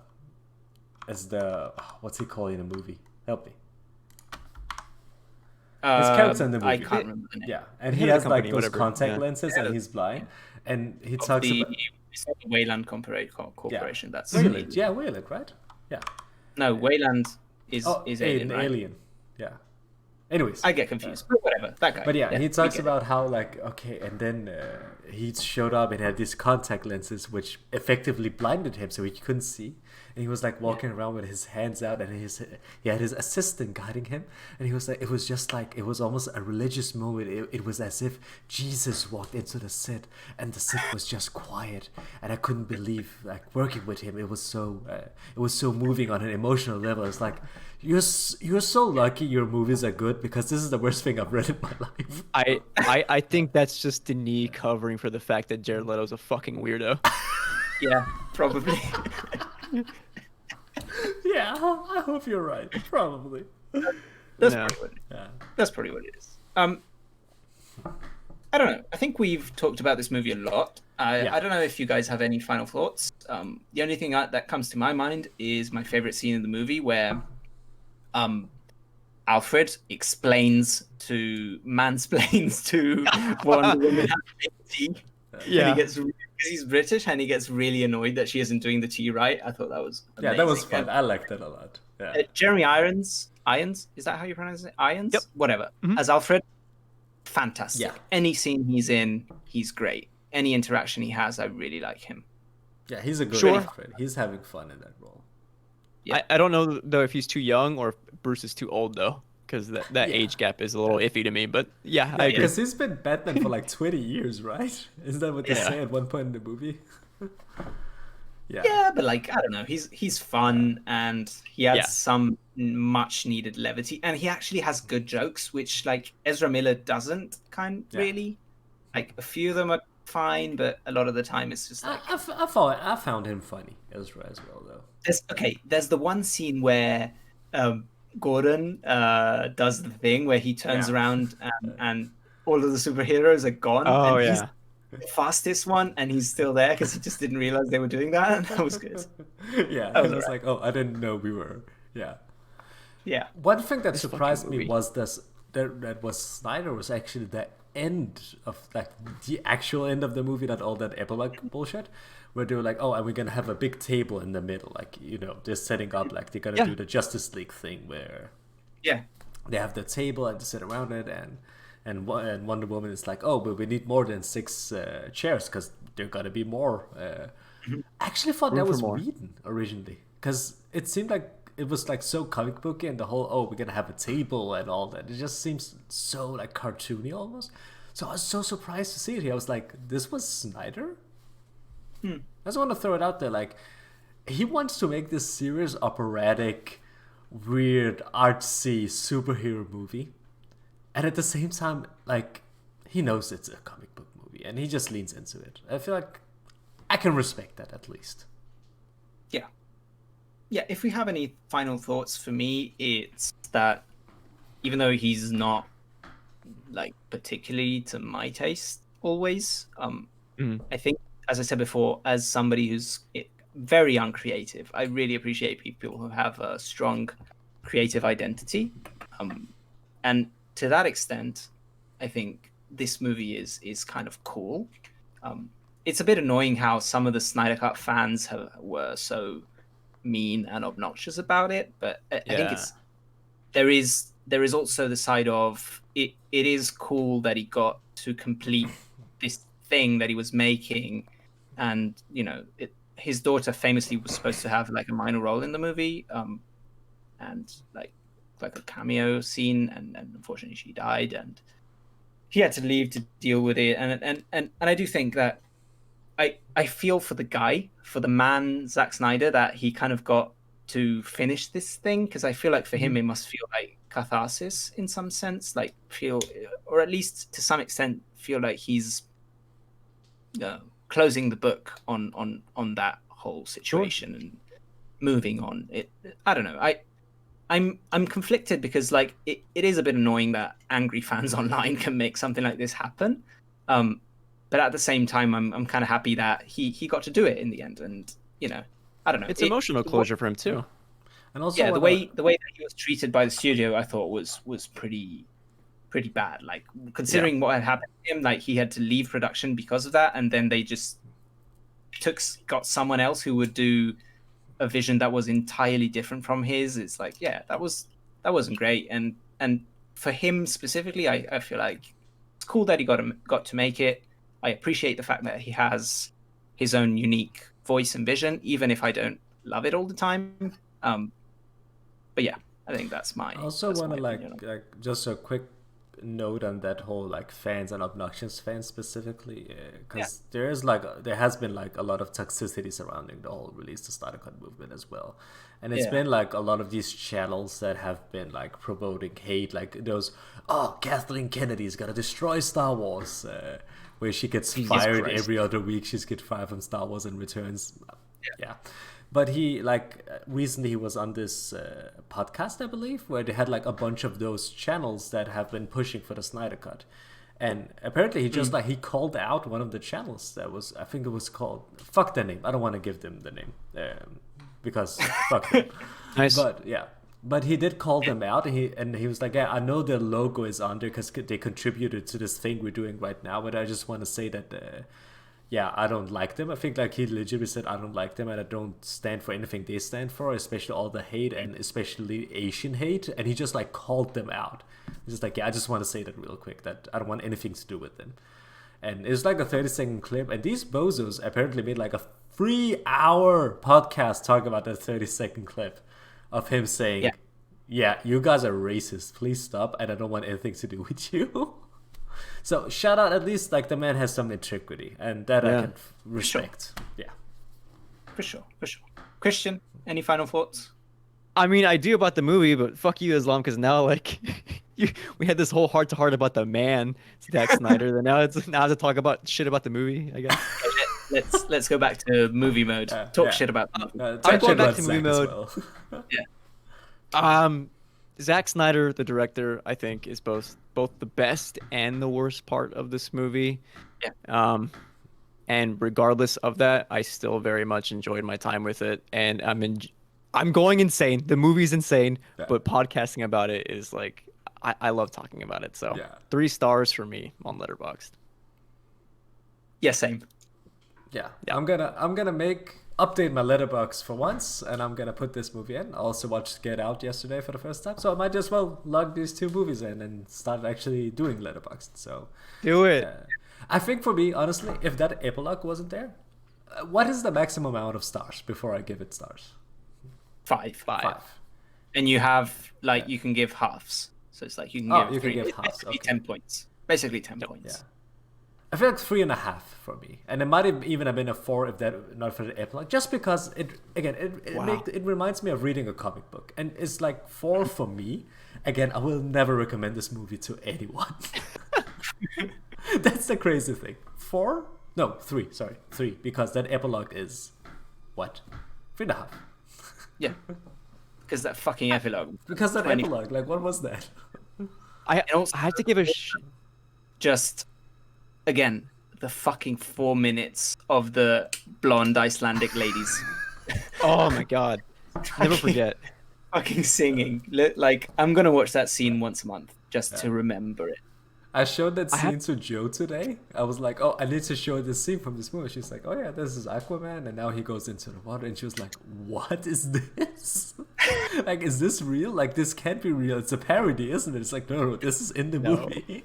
This is real. I have to give a shout out to the day this movie released. Letterboxd was fucking bananas, and just watching all my friends like logged like when they're done with it and seeing the reviews was fucking hilarious. Jackson's brother, oh my Yeah. god, when he logged it with the 5-star rating, I lost my shit. I couldn't believe it. I need to follow him. 5 star. Jesus. 5 stars. I Well, I said, guess screw he it, 5 stars. I guess he liked it. Yeah. Yeah. Yeah. I think we did it. I think, guys, we talked this through at length. I don't know if I can't think of anything else that we might talk about. Other than I don't know. Will we see more? But I think we addressed that as well. Yeah.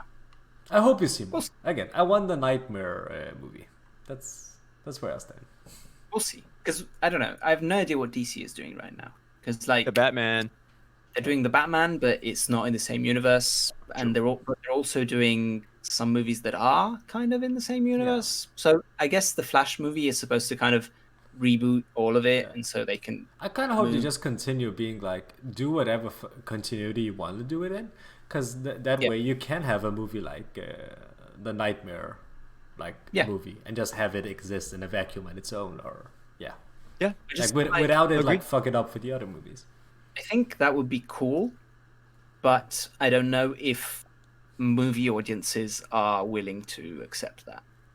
Because I think the thing with comic books is that comic books fans know there are multiple timelines, multiple worlds, multiple realities, multiple like different runs from different authors. They look different, but in a movie setting, I don't know if audiences are going to be okay with having DC movies with the same characters that aren't actually the same characters and aren't actually in the same continuity. Because like people are so used to it, for better or for worse, people are so used to the MCU, and the MCU is so mainstream that I don't know if the audience would entirely respond to it. But it depends. Also from a studio level. I mean, sequels sell, so Yeah. who knows if But also, that being said, the fucking Joker movie made $1 billion. So what True. the fuck do I? Yeah. What the fuck do I know? I don't think people. Okay, just like a quick note on the Joker movie. Just like a funny note to end this on. I'm not gonna talk about the movie because I could go on for hours. Because but I remember like I had this coworker and she was like this older lady, and she was talking about, oh yeah, I've been thinking about watching a movie tonight. I've been looking at this Joker movie. I heard it was this like psychological movie about this tortured soul and all that. I was like, do you know who the Joker is? I was like, no, he's there. He's this character, right? From this movie. I was like, he's the Batman villain. And she like looked at me as if I was crazy. I was like, what do you mean he's the Batman villain? I was like, yeah, that's the Batman Joker. I said, are you kidding me? Is this a comic book movie? I was like, yeah, it's just masquerading as like this intellectual movie. It's a comic book movie. And she was like, yeah, I'm not gonna watch this. Yeah. Good call. Yeah. She's probably not wrong on that. Yeah. Yeah. But we'll see. We'll see what happens. Yeah. Okay, so I think that wraps us up.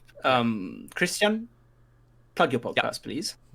Oh yeah, if you enjoyed my takes, you can follow my movie podcast called Large Popcorn. Actually, this upcoming week, Islam was on the show, and his episode is dropping. So if you liked Islam's takes on this show, you should check that out. Yeah, please do. Like, it was a fun episode to record. It was It so was much fun. Yeah. And also I Hugo's think- gonna be on pretty soon too. So I was like, hey, hi. I was getting to you. I was getting to you. so if you like us, go listen to like, Popcorn Pod. Yeah. Yes, sir. Okay, so that was episode 1 of I'm So Tired, and we are very tired right now, so Yeah, I think I'm so tired, that man. about wraps us up. So yeah, give us feedback, let us know what you thought, and yeah, we'll have more episodes about who knows what soon enough. We'll see you soon, and yeah, say it with me, everybody. Besitos. Oh, I'm so tired. I'm so tired. I'm so tired. I'm so I'm so- tired.